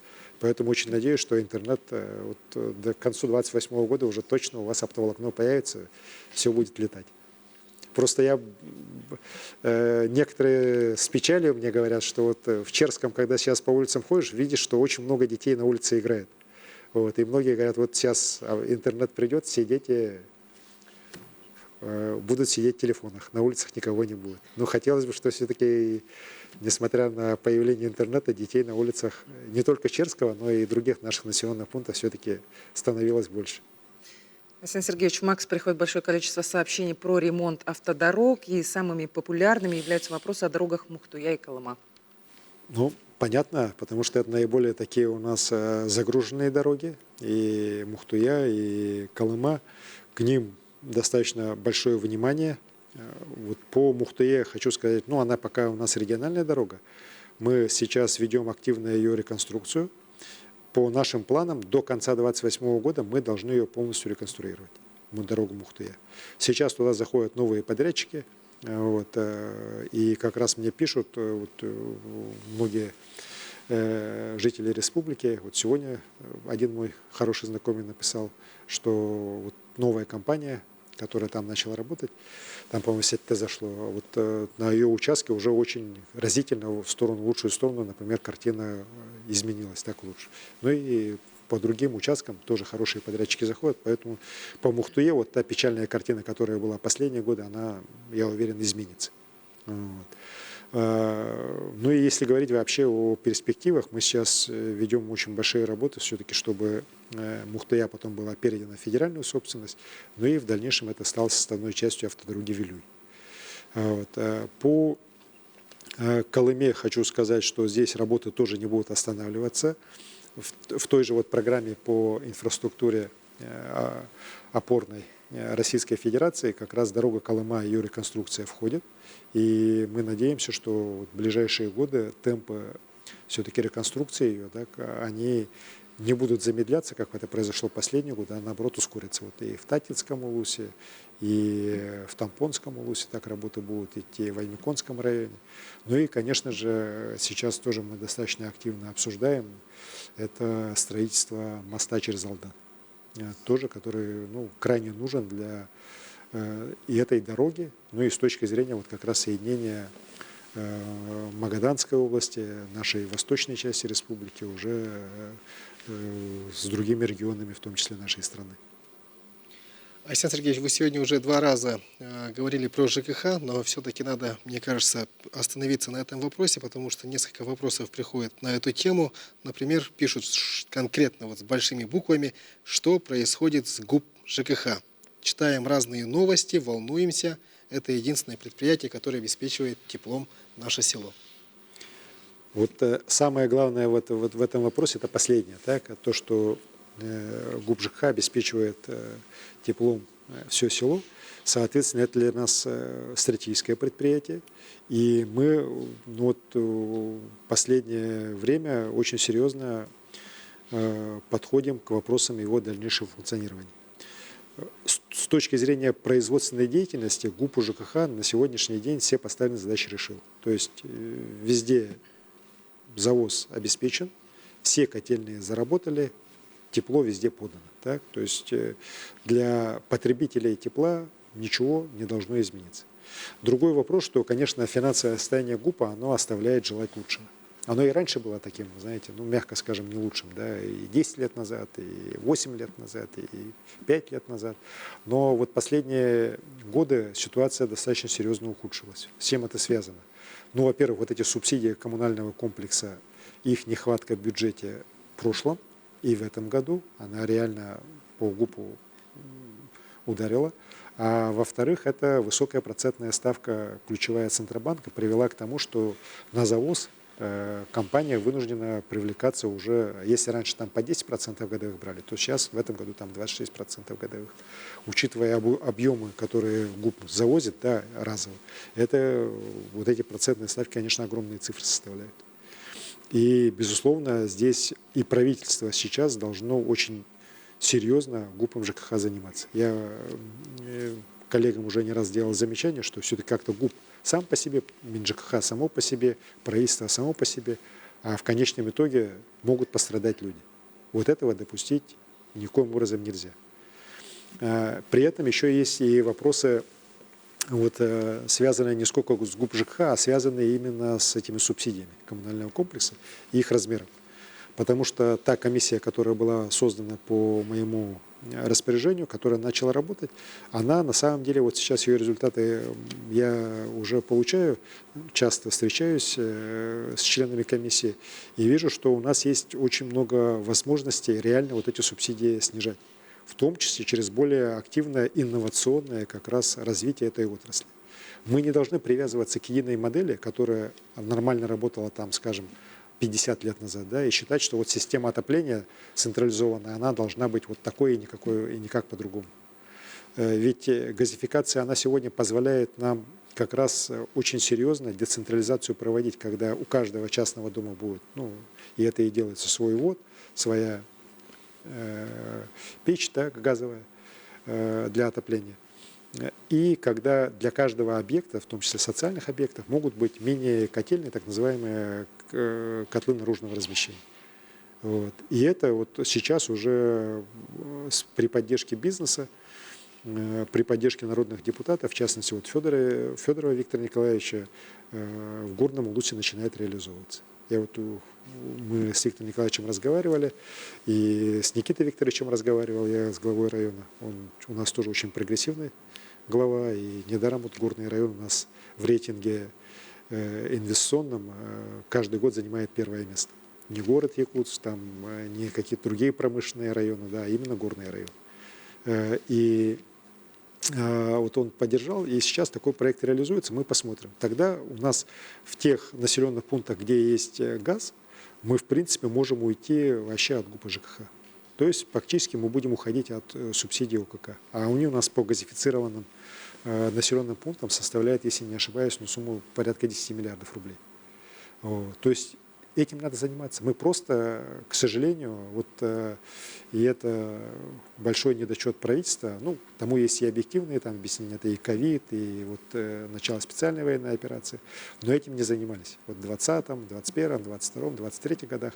Сейчас сама жизнь заставляет этим более активно заниматься, ну, а я буду уже требовать, чтобы все-таки и права жители у нас были полностью учтены, так? А с другой стороны, все-таки мы максимально смогли на этих вопросах сэкономить средства. Ведь это не, вот если представим себе, вот мы по газификации 10 миллиардов сэкономим, именно по ЖКХ, да, это ведь не 10 миллиардов разово. Мы каждый год эти деньги не будем тратить. То есть каждый год такую сумму мы можем направлять на решение других задач, начиная от строительства школ и расселения аварийного жилья, заканчивая, в конце концов, уже повышением заработной платы или увеличением субсидий на молоко. Вот. А мы сейчас их вынуждены просто тратить на субсидирование тепла, которое у нас оно есть, да? А можно было бы это тепло получать с гораздо меньшими издержками, без всяких субсидий. И вот поэтому в этой части достаточно серьезные изменения у нас, конечно, и в деятельности ГУПа тоже назрели, и надо их уже незамедлительно делать. Ну что ж, а мы принимаем очередной звонок. Алло, слушаем вас, говорите. Айсен Сергеевич, Ütекехеннен. Здорово, Ларон. Үйәбілуғыттан Мария Петровна. Бұл үйәбілуебе ұңыр өттікер ғытарны хелектер олықтақтырын барбытын долгутар баппырас берәрбін. Бияға қағам ғасы тиме қолбаной. Сонуннарға ғытыру білуебе қаңас берегер сытарны хелектер ғаз керерден ағабыттағыны улахан қамсағын соқырдық. Мақтал, опять кетігер. Мақтал болуын. Вопрос с Верхневлюйского УСа касается вот как раз вопросов газификации. Вот левый берег Верхневлюйского УСа, левобережье, оно сегодня не имеет газа, и вот как раз топится углем. Естественно, это проблемы с доставкой, это проблемы в целом качества жизни. Ну и, конечно, те же субсидии УКК там достаточно значимы так, для бюджета республики. Поэтому мы сейчас рассматриваем вопросы и по началу реализации проекта газификации левого берега. Там разные подходы предлагались. Сейчас основным выбран проект, когда от Тамалакана Верхнеюльского улуса газ пойдет на ту сторону к Дюльдюкю. От Дюльдюкю будут два ответвления на Хамустах, на Хоро. Ну а дальше уже от Хоро, дальше пойдет на север, до Ботулу, до Сургулука. Такой достаточно амбициозный план. Так? Сейчас проектно-сметная документация делается. Ну и, конечно, я вот с газовиками тоже буду встречаться, это обсуждать. Главное, чтобы опять не задрали стоимость. Потому что, к сожалению, у нас вот это увеличение проектно-сметных документации и ее стоимости, оно, к сожалению, у госкомпаний сплошь и рядом. А это же в конечном итоге сразу же сказывается на экономической реализации. Одно дело, если проект будет стоить 10 миллиардов рублей, да? А другое дело, как некоторые говорят, там он будет стоить там, 150 миллиардов рублей. Ну, Ленский мост сейчас стоит столько же, так? Вот. И, конечно, здесь я уверен, что надо проектировать по-новому, работать по-новому, брать здесь пример в хорошем смысле с лучших вот, компаний частного сектора. Вот та же Эльга построила же железную дорогу, мы уже о ней сегодня говорили, 600 километров за 2 года, причем в разы, в несколько раз дешевле, чем строят госкомпании, причем в самых таких гораздо более тяжелых условиях, через горы, через хребты построила, и дорога работает. Вот. Что мешает госкомпаниям также работать? Здесь, еще раз говорю, надо все-таки подходы менять, более инновационно заниматься решением данной задачи. И вот как раз, может быть, и корпорация развития Якутии здесь могла бы тоже свою лепту в решение таких задач уже внести. Александр Сергеевич, поступает много обращений о нехватке льготных лекарств. У нас есть как раз-таки звонок на эту тему. Давайте его послушаем. Алло, говорите. Здравствуйте, Алексей Сергеевич. Я председатель общества инвалидов города Томот, и у меня вопрос по лекарственному обеспечению по льготным рецептам. С января 2025 года поступают препараты в ограниченном количестве. Раньше рецепты действовали год, а сейчас они действуют месяц. Сейчас люди, сердечники, диабетики не могут, не успевают реализовать рецепты для приобретения жизненно необходимых препаратов или их вообще нет в списках. Спасибо за вопрос. Мне тоже достаточно сейчас много поступает обращений по нехватке средств по лекарственным препаратам. Здесь, если посмотреть, здесь, конечно, надо тоже серьезно разбираться, и сейчас правительство от меня задания такие получило. У нас, например, 2023 год было предусмотрено 3 миллиарда рублей на реализацию программы по лекарственному обеспечению. В прошлом году сумма была ниже, 2 400. В этом году 2 600. Я могу ошибаться, но примерно такой порядок, да? То есть денег стало вроде меньше, да, но не так, чтобы оно в разы стало меньше, да? А количество обращений просто очень серьезно выросло. И здесь мы видим, что, конечно, и Минздраву надо очень серьезно здесь упорядочить работу. Как раз видите, и человек задает вопросы, как рецепты выписываются, на какие наименования, как они должны работать, есть ли там какие-то нормы, так или нету. Если человек живет в Москве, но прописан в Якутске, например, да, он имеет ли право здесь получать эти лекарства, и так далее, и так далее. И я вижу, что здесь, конечно, определенная недоработанность в Министерстве здравоохранения есть. Задача поставлена, мы с Леной Николаевной Афанасьевной на эту тему разговаривали, она задачу понимает. Вопрос не стоит в том, чтобы там сократить, да? А вопрос стоит в том, чтобы правильно все упорядочить, чтобы эти средства, которые направляются на реализацию данной программы, они полностью именно доходили в том объеме, в каком нужно, до тех людей, которым эти лекарства именно жизненно важны.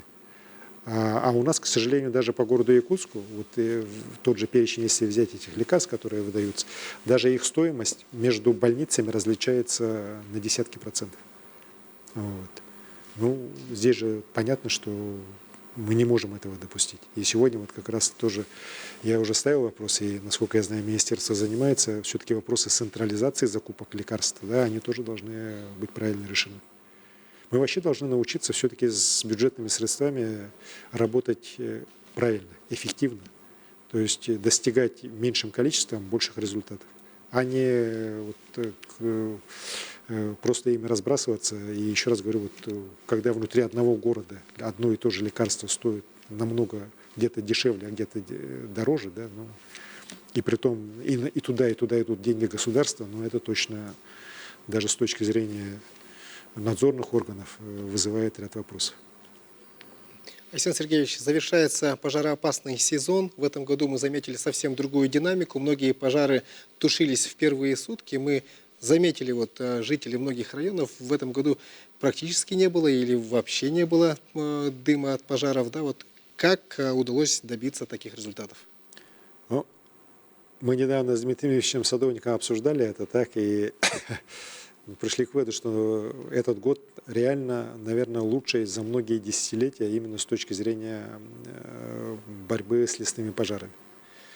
Ну, во-первых, конечно, природные условия, это 100%, так, они были как раз, не способствовали возникновению большого количества пожаров. Это раз. Второе, конечно, то, что президент в прошлом году после поездки в Якутск поддержал нас и нам в этом году средства были доведены до начала пожароопасного сезона, а не в конце, как всегда это было. Это резко изменило ситуацию по работе с авиакомпаниями, по проведению конкурсов, по набору дополнительных людей. То есть, когда у нас уже деньги были у наших учреждений, им гораздо было легче уже с контрагентами работать и разговаривать.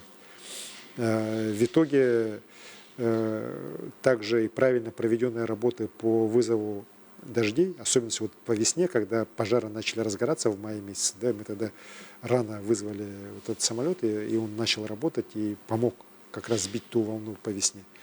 Вот эти все факторы, они дали результат, и у нас, знаете, в прошлом году у нас 3 миллиона где-то сгорело, так, в этом году 160 тысяч гектар с небольшим, и то они в основном в очень удаленных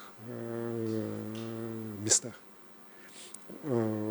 Почти, если я скажу 20 раз, я не сильно ошибусь, так, почти в 20 раз меньше.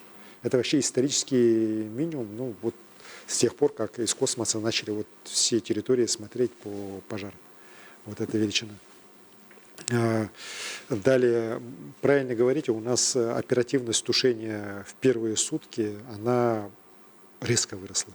Раньше это у нас всегда было там 24-25%. Вот сейчас она, еще окончательные цифры не получены, да, но она близка к 70%. Вот. Для нас это такая, знаете, очень серьезная, очень большая цифра. И, конечно, это результат большой работы. Вот мы все-таки после 2021 года сделали правильные выводы, правильно отрабатываем и на федеральном уровне, на региональном, на муниципальном, работаем как одна большая команда, и это дает свой результат. Вот. Но при этом, конечно, никаким образом нельзя расслабляться, потому что, конечно, пожары лесные – это всегда стихия, они могут, если их, как говорится, вовремя на них не прореагировать, они могут разрастись, и там уже никакими силами их не остановишь. Поэтому здесь мы все понимаем, и успехи этого сезона, это, конечно, да, это хорошо, но надо уже готовиться к следующему сезону. Александр Сергеевич, я хочу напомнить, что впервые в работе прямой линии мы задействуем новый мессенджер Макс, куда поступают сообщения. У нас есть не просто сообщения, а видео вопрос. Давайте его посмотрим. Александр Сергеевич, добрый вечер. Улица Хабарова. Закончили ремонт дороги, все лето строили. И вот так оставили ливневку выше уровня асфальта. Здесь просто будет болото при сильном дожде. Повлияйте, пожалуйста, на ситуацию. Спасибо за вопрос. Кстати говоря, мессенджеры Макс и аудио, и видео, оно очень хорошо работает. Вот, на удивление хорошо. Вот, надеюсь, и дальше будет также работать с высоким качеством. Вот по Хабарова. Мы сегодня как раз с Евгением Николаевичем Григорьевым с утра встречались. Этот же вопрос последние дни очень активно муссируется так, в соцсетях, и я тоже смотрю, читаю их. И с Евгением Николаевичем поговорил, потом с дорожниками поговорил. Ну, там ситуация понятная. Там не положен еще третий слой асфальта. Это, знаете, по своему опыту могу сказать, сантиметров 7-8. Вот, еще будет положено асфальт. И именно поэтому сейчас разметка, вот она желтым цветом, потому что это временная разметка. Вот потом положит третий, и потом уже должна лечь такая уже постоянная разметка белая. Компания «Рик Автодор» — это хорошая компания. Она у нас на многих объектах достойно себя показала. Уверен, что вот качество и ремонта и улицы Хабарова тоже будет на очень высоком уровне. Тем более после того, как вот сегодня мы с вами обратили на это внимание. Александр Сергеевич, еще один телефонный звонок. Добрый вечер. Здорово. Ага, мен ием сол сағалныты очараққа тұрбытат ортопедияға. Оны бұл солға коғатаға тіксебетівет. Очарысы олағына 200 солға тәхәғат ден көпсейлер жонлар. Эти рақшытар ұлыстарда квотаны әлбәтірге, оны очарысы түргететерге тоғама үлі барар дооден вопроста. Мақтал болу. Вопрос, на самом деле, я уверен, что волнует тоже очень многих людей. Вопрос касается оказания медицинской помощи в части эндопротезирования. Женщина жалуется, что ее мать вот в начале года еще в очередь стала, но до конца года сказали, что уже квоты распределены, она его не может получить. Ну и, соответственно, вот вопрос, как можно эти квоты увеличить или чтобы эти все-таки быстрее двигалась очередь. Ну, во-первых, эндопротезирование, она достаточно такая дорогая история. Она, знаете, вот, по-разному идет, от 100 тысяч до миллиона где-то. Вот в среднем обходится это. Не так много стран даже в мире, которые делают это бесплатно для своих граждан. Вот Россия, к счастью, входит в это число. У нас количество этих операций с каждым годом растет. Вот. Мы дальше будем уже его и не только здесь, в Якутске, но уже сейчас в других наших районных больницах распространять и делать. Конечно, есть вопросы, связанные в том числе и с нехваткой средств, которые из федерального бюджета к нам на эти задачи поступают. Вот. Здесь есть у нас подходы, связанные с... Еще раз говорю, вот с улучшением логистики, чтобы мы не в одном месте делали, а во многих местах делали. Ну и, конечно, с увеличением финансирования. Вот я обязательно посмотрю по данному случаю, что там было. Вот, уверен, что там телефон все зафиксировали. Ну а в целом мы, конечно, вот высокотехнологичную такую медицинскую помощь у себя на месте в Якутии должны как можно больше развивать. Ну, последние годы много сделано по кардиологии, по онкологии, ну вот и по ортопедии тоже мы должны здесь на месте не стоять, а должны двигаться вперед. Это людьми сегодня очень востребованная тоже такая услуга. Ну, еще одно частое сообщение из мессенджера Макс, волнующее жителей Якутска. Зачитываю. «Доколе мы будем ездить в автобусах, как селедка в банке, и мерзнуть, как строганина по полчаса на остановках? Почему не запускают дополнительные рейсы, если видят, что поток пассажиров большой?» Были бы автобусы, я уверен, обязательно запустили бы, так? Но, к сожалению, уже у нас проблема достаточно острая была по городу из-за нехватки средств на обновление автобусного парка. Мы в свое время эту тему с городом очень серьезно обсуждали, и мы приняли какое решение. Сначала вот с 2022 года мы в первую очередь обновили парк автобусный ЕПАКа, который работает на движении пригородном. Вот. После этого сейчас идет работа по субсидированию закупок автобусов в лизинг для уже частных компаний, которые работают. У нас 100 с лишним автобусов, 124 автобуса, по-моему, уже ранее поступило в город с 2022 года, вот эти красные автобусы, так называемые. Нормально себя хорошо показали Волгобасы. И сейчас работа Министерства транспорта Российской Федерации, Республики и города совместная с ГТЛК лизинговой компанией, она привела к тому, что до конца этого года еще 50 автобусов в город поступят. Они поступят именно для маршрутных автобусов внутри города. 15 уже должны быть сейчас до того, как переправа остановится, но и до конца года еще 35 поступит. Вот. Я считаю, что поступление этих автобусов, они, как мне Евгений Николаевич докладывал, по разным направлениям они их уже распределяют с частными вот этими маршрутами со всеми уже договоренности есть, на какие маршруты эти автобусы будут работать. И, безусловно, это, по крайней мере, на сегодняшний день вот остроту проблемы снизит. Потому что мне тоже фотографии отправляют, я тоже в том же МАКСе вижу, да, вот эти переполненные, особенно с пригородов. Город Якутск растет. Он быстро растет. Так, уже 400 тысяч человек. Ну и, соответственно, количество автобусов, качество их работы, оно должно быть постоянно в поле зрения городской власти. Город меня заверил, что с точки зрения наличия водителей вопросы все решены, там никаких проблем не будет. Но вот сейчас ждем автобуса и надеемся все-таки, что этой зимой людям, как вы сказали, мерзнуть на остановках не придется, так, дай бог. И дальше это будем с городом вместе отрабатывать. Александр Сергеевич, мы работаем в эфире уже около 3 часов. Не можем не коснуться демографических успехов нашей республики. Об этом подробно мы расскажем в следующем сюжете. Внимание на экран. Глава семьи Семен Павлов показывает сыновьям приемы. С малых лет отец 5 детей прививает мальчишкам любовь к спорту и дает бесценные уроки. Старший сын Лев теперь известный на всю республику спортсмен.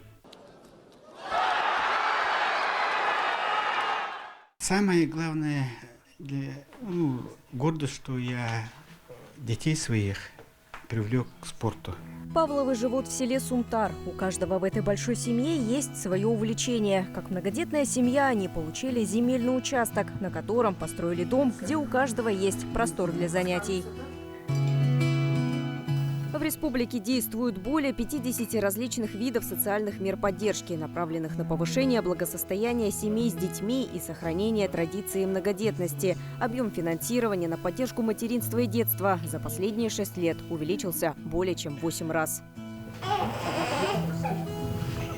Долгожданная дочка окружена заботой с первых дней. Мария Сергеева стала мамой в 4-й раз. Хотелось бы еще одну девочку, потому что у нас 3 мальчика и одна девочка, потому что помощь, все это, поддержка, все есть. В Якутии с начала года родилось почти 7 тысяч малышей. Эти показатели отражают стабильную демографическую ситуацию.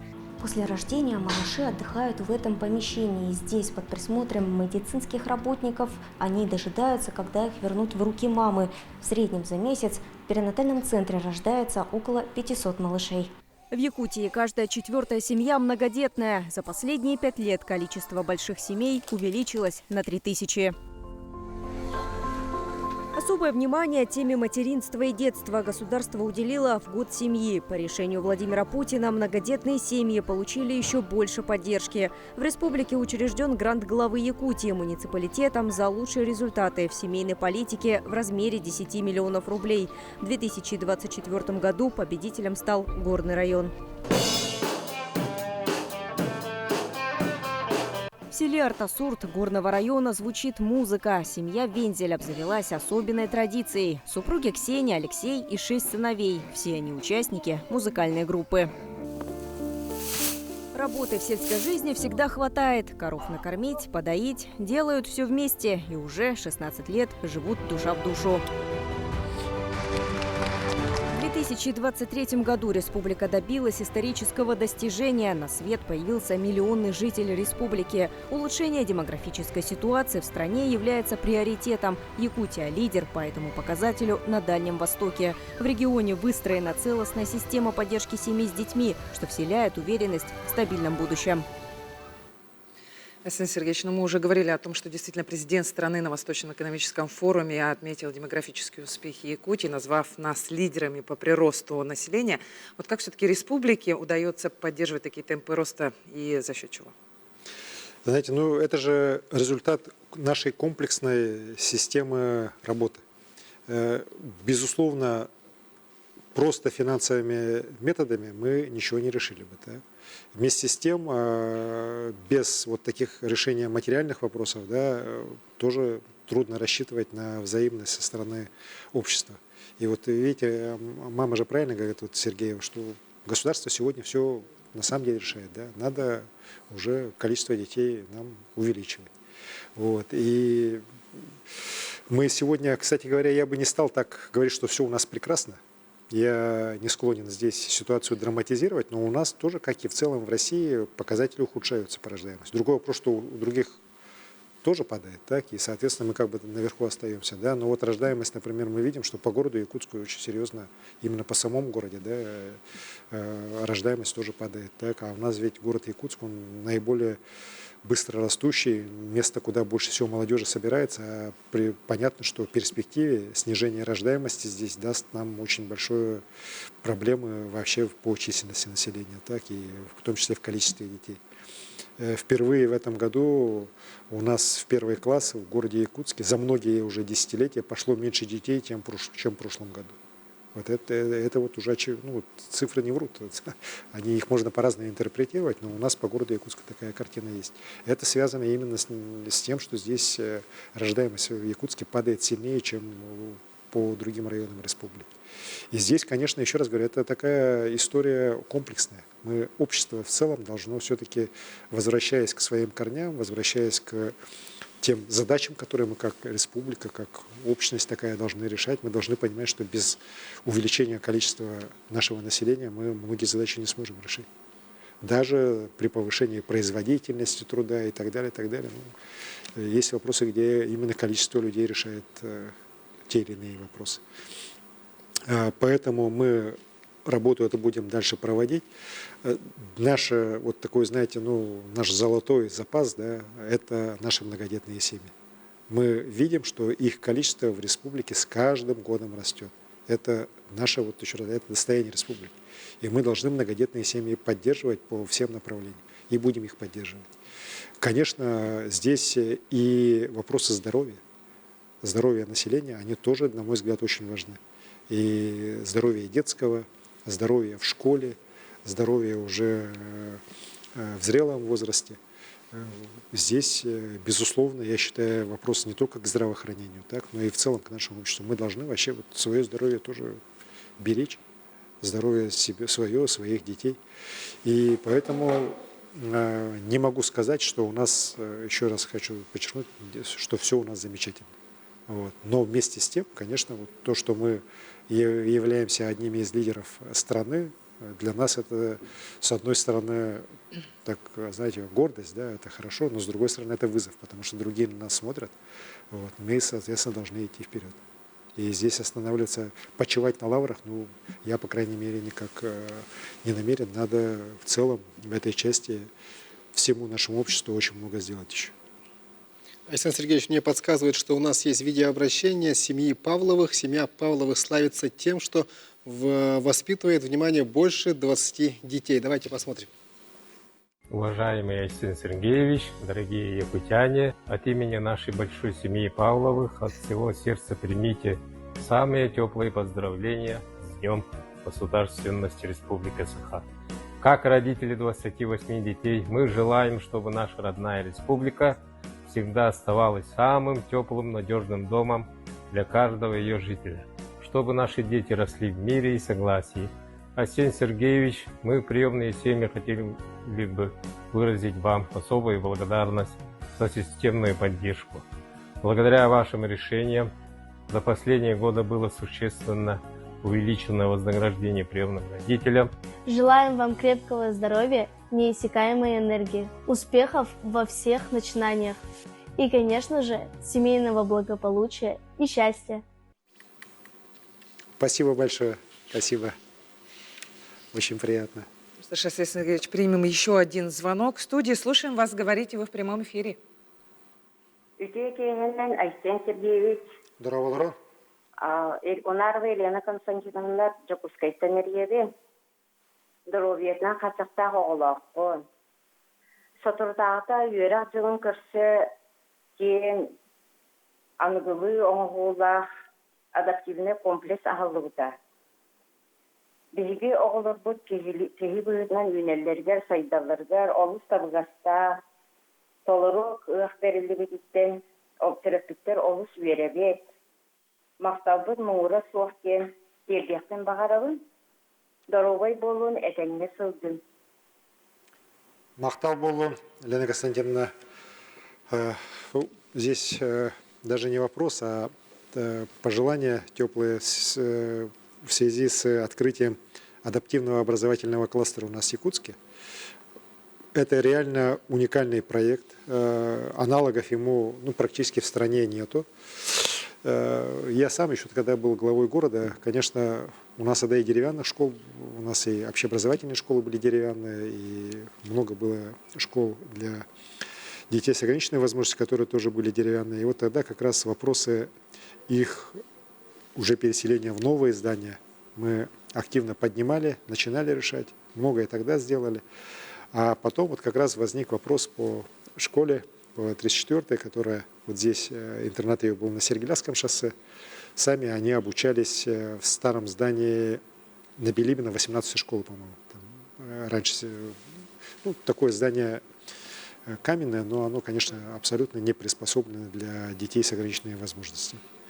Вот. И вот я когда встречался уже в 2021 году с родителями, с коллективом там на Сергеляском шоссе, у них была очень большая обеспокоенность, что вот сейчас нас куда-то переселят, потом что-то построят ли, как это будет, как у нас будет школа, как у нас будет интернат, что у нас вот вообще насчет детского сада может быть. И я тогда предложил, а давайте мы все-таки подумаем и сделаем такой проект, который бы объединил и интернат, и детский сад, и школу для детей с ограниченными возможностями. Потому что это особые дети, им нужны особые условия, конечно, так, подходы нужны особые.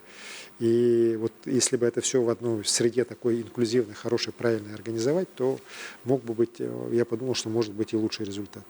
Меня в этом поддержала Прошкола, это дочерняя организация крупнейшего института развития нашей страны, ВПРФ. Мы отработали с ними, было много вопросов по земельному участку. И в конечном итоге вот на месте, где раньше был лагерь Бинго, было решено построить этот комплекс. И вот сейчас, в начале сентября, вот первый этап завершен, школа начала работать. Школа вообще замечательная. Так, она построена по самым последним требованиям. Она одноэтажная, огромной площади. То есть там вот для детей вот особых все есть. Вот. Но более того, мы сейчас ведем работу, до конца года, надеюсь, стройка завершится, и уже в следующем году, в начале года у нас и интернат, и детский сад тоже начнут работать там. И тогда мы, конечно, вот для этих детей, я думаю, сделаем очень максимально много для того, чтобы они как можно лучшее образование получили, социализировались, получили плюсы для своего здоровья. Ну и, конечно же, для родителей, для преподавателей это, конечно, тоже огромный шаг вперед. Ко мне родители многие подходили, писали мне, и преподаватели, что это вот... Но они не верили до последнего, что такой проект можно реализовать. Но видите, главное мечтать и потом эту мечту в жизни воплощать, и все у нас получится. Арсений Сергеевич, еще один телефонный звонок. Добрый вечер. Арсений Сергеевич, добрый вечер. Меня зовут Винокурова Вероника. Я ученица 10 класса Бадагайской школы Верханского района. Вот у нас с прошлого года в Бадагае открылся филиал Нерюнгринского медицинского колледжа. И у меня вот такой вопрос. Я хочу пойти учиться на фельдшера, чтобы потом пойти на работу по программе «Резидентский фельдшер» в Верханском районе, где я живу. И при этом я не хочу выезжать в другие города. Будет ли у меня возможность пройти обучение там? Не закроется ли филиал? Спасибо за вопрос, Вероника. Вот для того, чтобы решить как раз проблему с медицинскими кадрами среднего уровня и младшего уровня, так, мы посоветовались и с нашими медицинскими колледжами приняли решение, что они будут открывать отделения в наших районах. И вот Нерюнгринский и Алданский медицинские колледжи, они как раз в арктической зоне у нас активно открывают эти филиалы, в том числе вот Нерюнгринский, как вы правильно сказали, в Верхоянском районе. А Якутский сейчас открыл, в Мегино-Кангаласском открыл на 54 место филиал, и в Верхнеюльском улусе. Вот я недавно там был, мне показывали, рассказывали, 60 детей уже обучается. И вы знаете, это очень серьезно помогает решить вопрос как раз вот по насыщению медицинскими кадрами на местах. Дети далеко не уезжают, на месте обучаются. А многие, кстати говоря, ведь санитарки, которые работают в районных больницах, они переподготовку проходят, ну и, соответственно, уже могут стать и фельдшерами, и, ну, повысить уже свой класс. Вот. И благодаря этому вот мы считаем, что проблема нехватки медицинских кадров, вот среднего звена особенности, она может быть в наших сельских районах, в арктических районах в ближайшие годы, ну, очень серьезная эта проблема быть, острота ее снижена. Поэтому не беспокойтесь, точно у вас этот филиал Нюрнбергского медколледжа будет работать по тем специальностям, по которым он открылся, и уверен, что у вас все получится. Вы сможете, не выезжая из своего родного района, на месте получить нужное вам образование и быть полезным своему родному Верхоянскому вузу. Александр Сергеевич, ну зачитаю еще одно сообщение от жителя столицы. В Якутске стало больше лжекафе и алкомаркетов. Из-за них допоздна молодежь на улицах. Это небезопасно и, конечно, плохо для самой молодежи. Когда наведут порядок? Ну, здесь есть несколько таких спорных моментов. Да? Я эти вопросы хорошо знаю. Во-первых, лжекафе и наливаек у нас все-таки не становится больше. Я считаю, что мэрия здесь очень такую принципиальную позицию приняла, и я их поддержал именно в борьбе вот с этими лжекафе и наливайками, от которых, вы правильно говорите, очень большие проблемы. Вот. И здесь эту борьбу надо не то что там продолжать, надо ее еще усиливать. Вот. Я считаю, что вот как раз вот таким учреждениям в нашем городе места не должно быть в нашей столице. Вот. Другой вопрос, что под шумок многие, ну, уже, скажем так, разойдясь, уже хотят, чтобы вообще давайте мы сделаем зону трезвости, давайте мы закроем рестораны, где там запретим в ресторанах продавать спиртное и так далее. Я считаю, что это ни к чему хорошему, наоборот, не приведет. Да? Это приведет как раз к всплеску нелегальной торговли алкоголем и так далее. Ведь в ресторанах и в кафе, которые легально работают, в установленное время с обеспечением безопасности и так далее.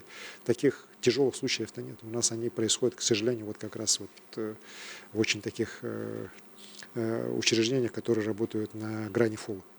Вот. Поэтому здесь надо баланс сохранять.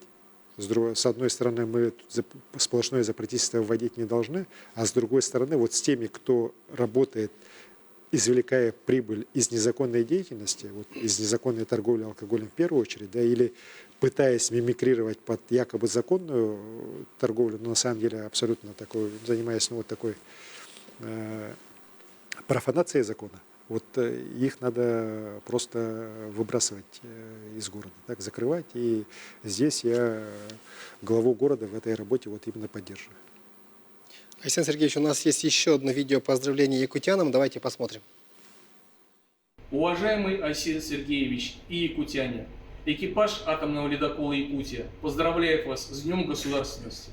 Для нашего экипажа «Якутия» на борту – это не просто название, это символ силы, стойкости и невероятной щедрости души, которым славится ваш народ.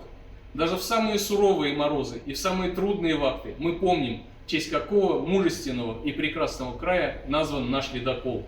Мы работаем, чтобы Северный морской путь был безопасным и доступным, чтобы экономика всей страны крепла и развивалась. От всего сердца желаем вам, вашим семьям и близким здоровья, счастья, тепла и процветания.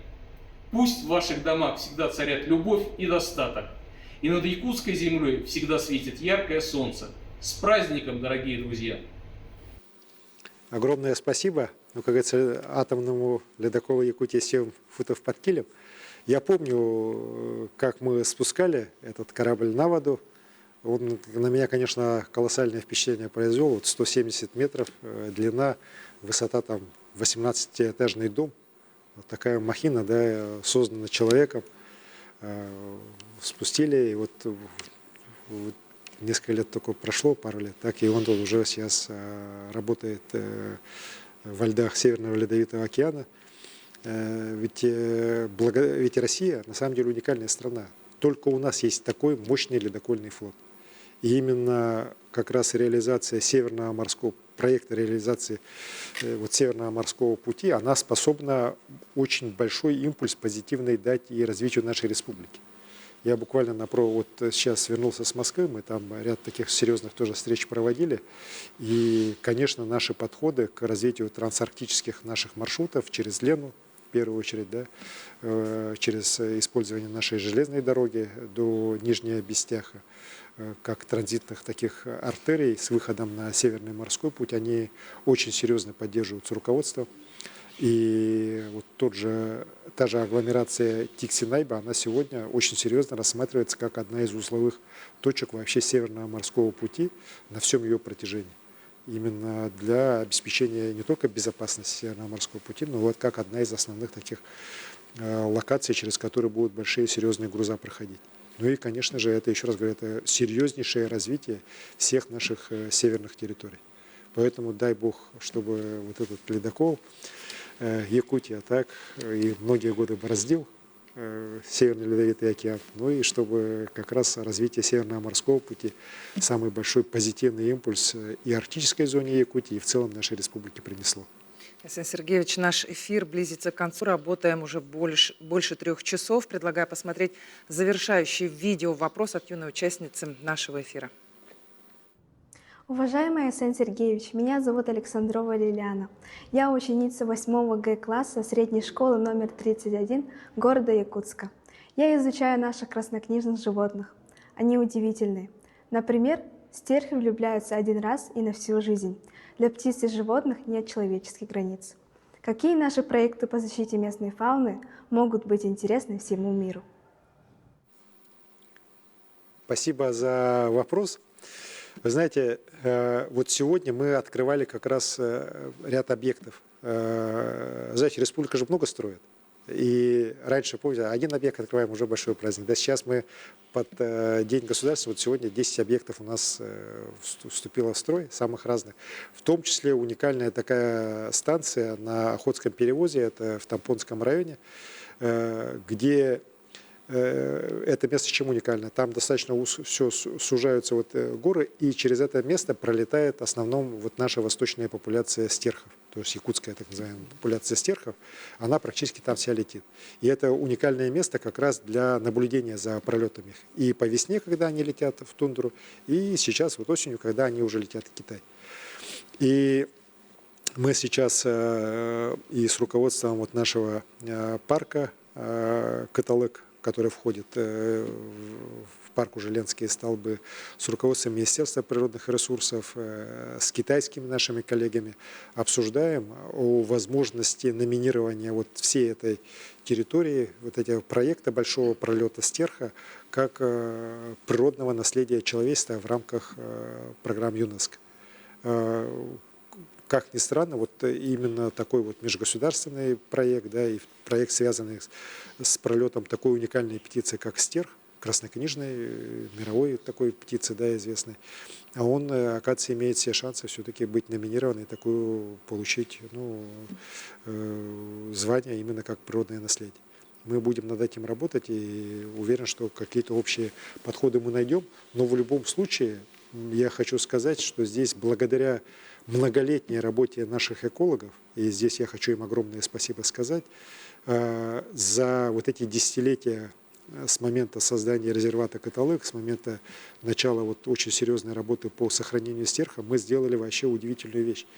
Ведь в начале 90-х годов стерхов у нас в Якутии было всего лишь порядка 300 стерхов.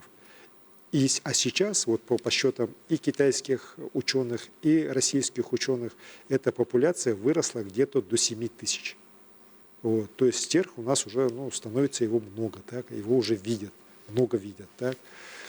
А в то же время западносибирская популяция, западная популяция стерха, она практически сегодня уже находится в зоне исчезновения. Их осталось там всего лишь несколько десятков. И сейчас как раз от нас из Якутии туда перевозят яйца стерха, вот в этом году забирали, например, да, для того, чтобы вывести птенцов, для того, чтобы ту популяцию попытаться спасти. Вот. И вот еще раз, это результат огромной многолетней работы наших ученых, наших экологов, работников национальных парков. И, конечно, мы должны такие проекты защищать, должны их развивать. Я вот недавно ездил как раз вот в Нижнеколымский район, мы же там белыми медведями тоже занимались. Да? Я столько про белых медведей узнал, сколько в жизни до этого не знал. Так меня ученые просветили. Ну и на самом деле, опять же, вот я понял, что наш якутский белый медведь – это уникальный медведь. Так? Он с точки зрения вот чистоты организма и так далее, сохранения уникальных каких-то особенностей, присущих только вот нашей популяции, он тоже имеет мировое значение. А вот ученые, которые из Москвы приезжали, они просто вот были в восторге. И, конечно, очень радовались, что нам удалось вот медведицу усыпить, и ошейник повесить, там анализы все взять. Они говорят, что для российской науки, для мировой науки это тоже такое большое серьезное дело. Вот поэтому вот девочка сказала, что какие проекты, да, у нас много проектов. Вот самое главное – любить природу. И вот чем больше мы изучаем, чем больше мы читаем, вот в школьном возрасте как раз про уникальные наши места, про природу Якутии, тем больше мы вот в будущем будем для нее делать. Поэтому молодец, что интересуется, но и уверен, что из нее выйдет тот человек, который сделает еще новые открытия для мировой науки. Айсен Сергеевич, звонки и сообщения продолжают поступать, но колл-центру надо подвести итоги. Марферина, вам слово. Спасибо. Подведем итоги по вопросам. К этому моменту поступило 1672 обращения. Но что касается географии, то вопросы поступают со всех уголков республики, но наиболее активны это жители городов Якутии. Жителей по-прежнему волнуют вопросы переселения из ветхого аварийного жилья, дороги и транспорт, ЖКХ, здравоохранение, образование и социальные выплаты. С нами на протяжении всего времени работали и работают члены правительства Республики Саха-Якутия. На некоторые вопросы уже даны ответы. И хочу заверить, что на все вопросы будут обязательно отправлены ответы. Работа продолжается. Спасибо. Студия. Айсен Сергеевич, 3 часа 15 минут сегодня работали на прямой линии, без привлечения работали всей республикой. ЦУР Якутии сообщает, что за это время поступило 1672 вопроса из всех уголков Якутии. Вот вы всегда говорите, что главное богатство республики – это люди, нас уже больше миллиона, и предлагаем посмотреть, какая она все-таки разная и прекрасная наша Якутия.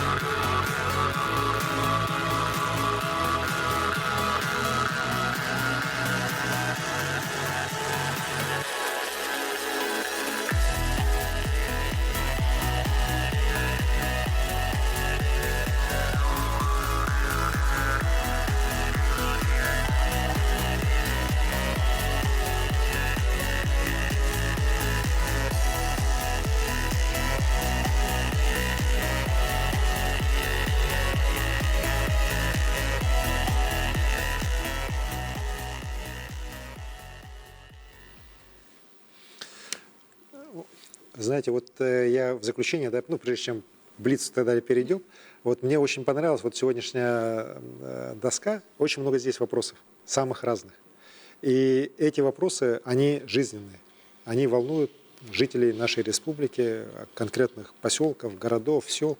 Я вот прошу, чтобы главы муниципалитетов, главы руководители учреждений, руководители министерств, ведомств на эти вопросы очень самое серьезное внимание обратили. Потому что многие вопросы, я понимаю, что они есть, и их решить на самом деле это просто нужна определенная управленческие какие-то решения. Так? Без денег, без и так далее это можно решить. Вот. Поэтому просьба обратить самое серьезное внимание, чтобы люди, по крайней мере, ответы на них от власти получали. Ну и традиционный блиц. Сколько совещаний у вас за день бывает? Это хороший вопрос. Вы знаете, вопрос же не в совещаниях, потому что у главы республики есть и протокольные мероприятия. Вот мы с вами сегодня, Алена, были на протокольном мероприятии, где я вам в числе лучших людей республики вручал государственную награду. Поздравляем. Вот. Да, поздравляю вас. и благодарю за работу. Есть мероприятия, связанные, ну, вот как вы говорите правильно, с совещаниями, так, с выездами и так далее. Поэтому, на самом деле, здесь те же интервью СМИ, например. Да? Поэтому здесь я всегда считаю по тем, как говорится, активностям, которые есть, знаете, иногда бывает разные. Вот сегодня у меня очень хороший день, у меня всего их 5. Так, вот, считая наш прямой эфир. А иногда, особенно когда я бываю вот, в командировках, работа на форумах или какие-то здесь, в городе Якутске мероприятия, у меня там за 20-25 разных мероприятий в течение дня, включая совещания, встречи двухсторонние или многосторонние, или вот протокольные мероприятия. Ну, это работа, я здесь абсолютно не жалуюсь. Айсен Сергеевич, в чем сила Якутии? Сила Якутии, конечно же, в людях. В ее людях, потому что, ну, это же известное выражение. Люди дороже алмазов. Да?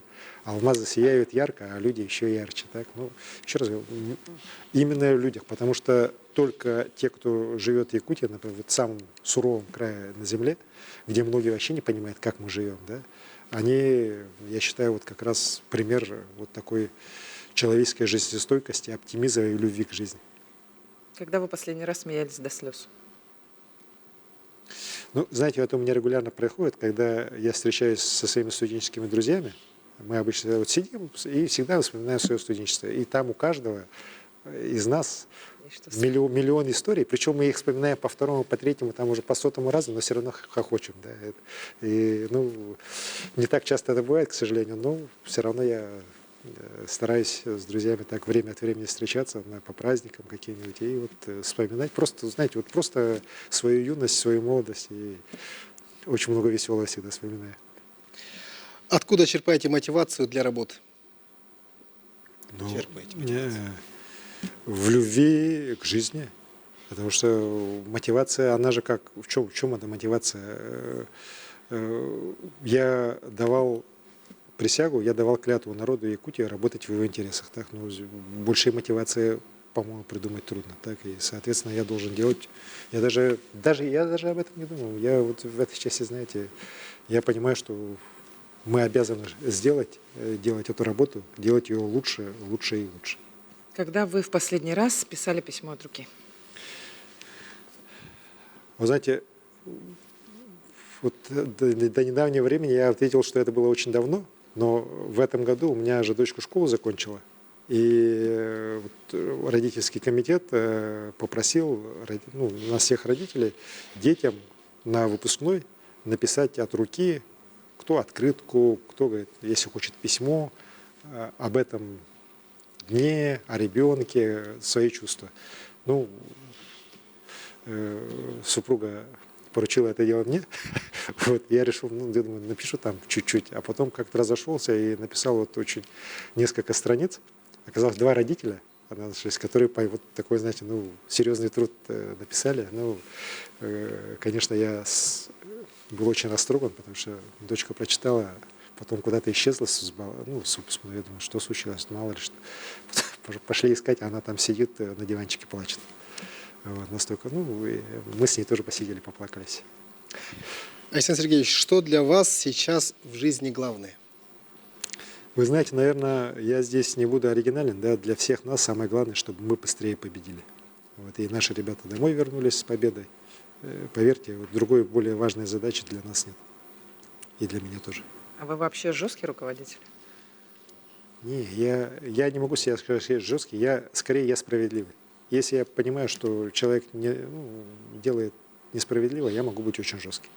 А если я вижу, что он может что-то делать не так немножко, так, но, по крайней мере, не из каких-то там плохих соображений и так далее, научить человека надо. Лучше человеку помочь, подсказать, поддержать, а дальше уже видно будет. Ну что ж, мы благодарим вас, Айсен Сергеевич, и жителей республики за участие в эфире. Дорогие телезрители, еще раз всех поздравляем с Днем государственности республики. До встречи в эфире. До свидания.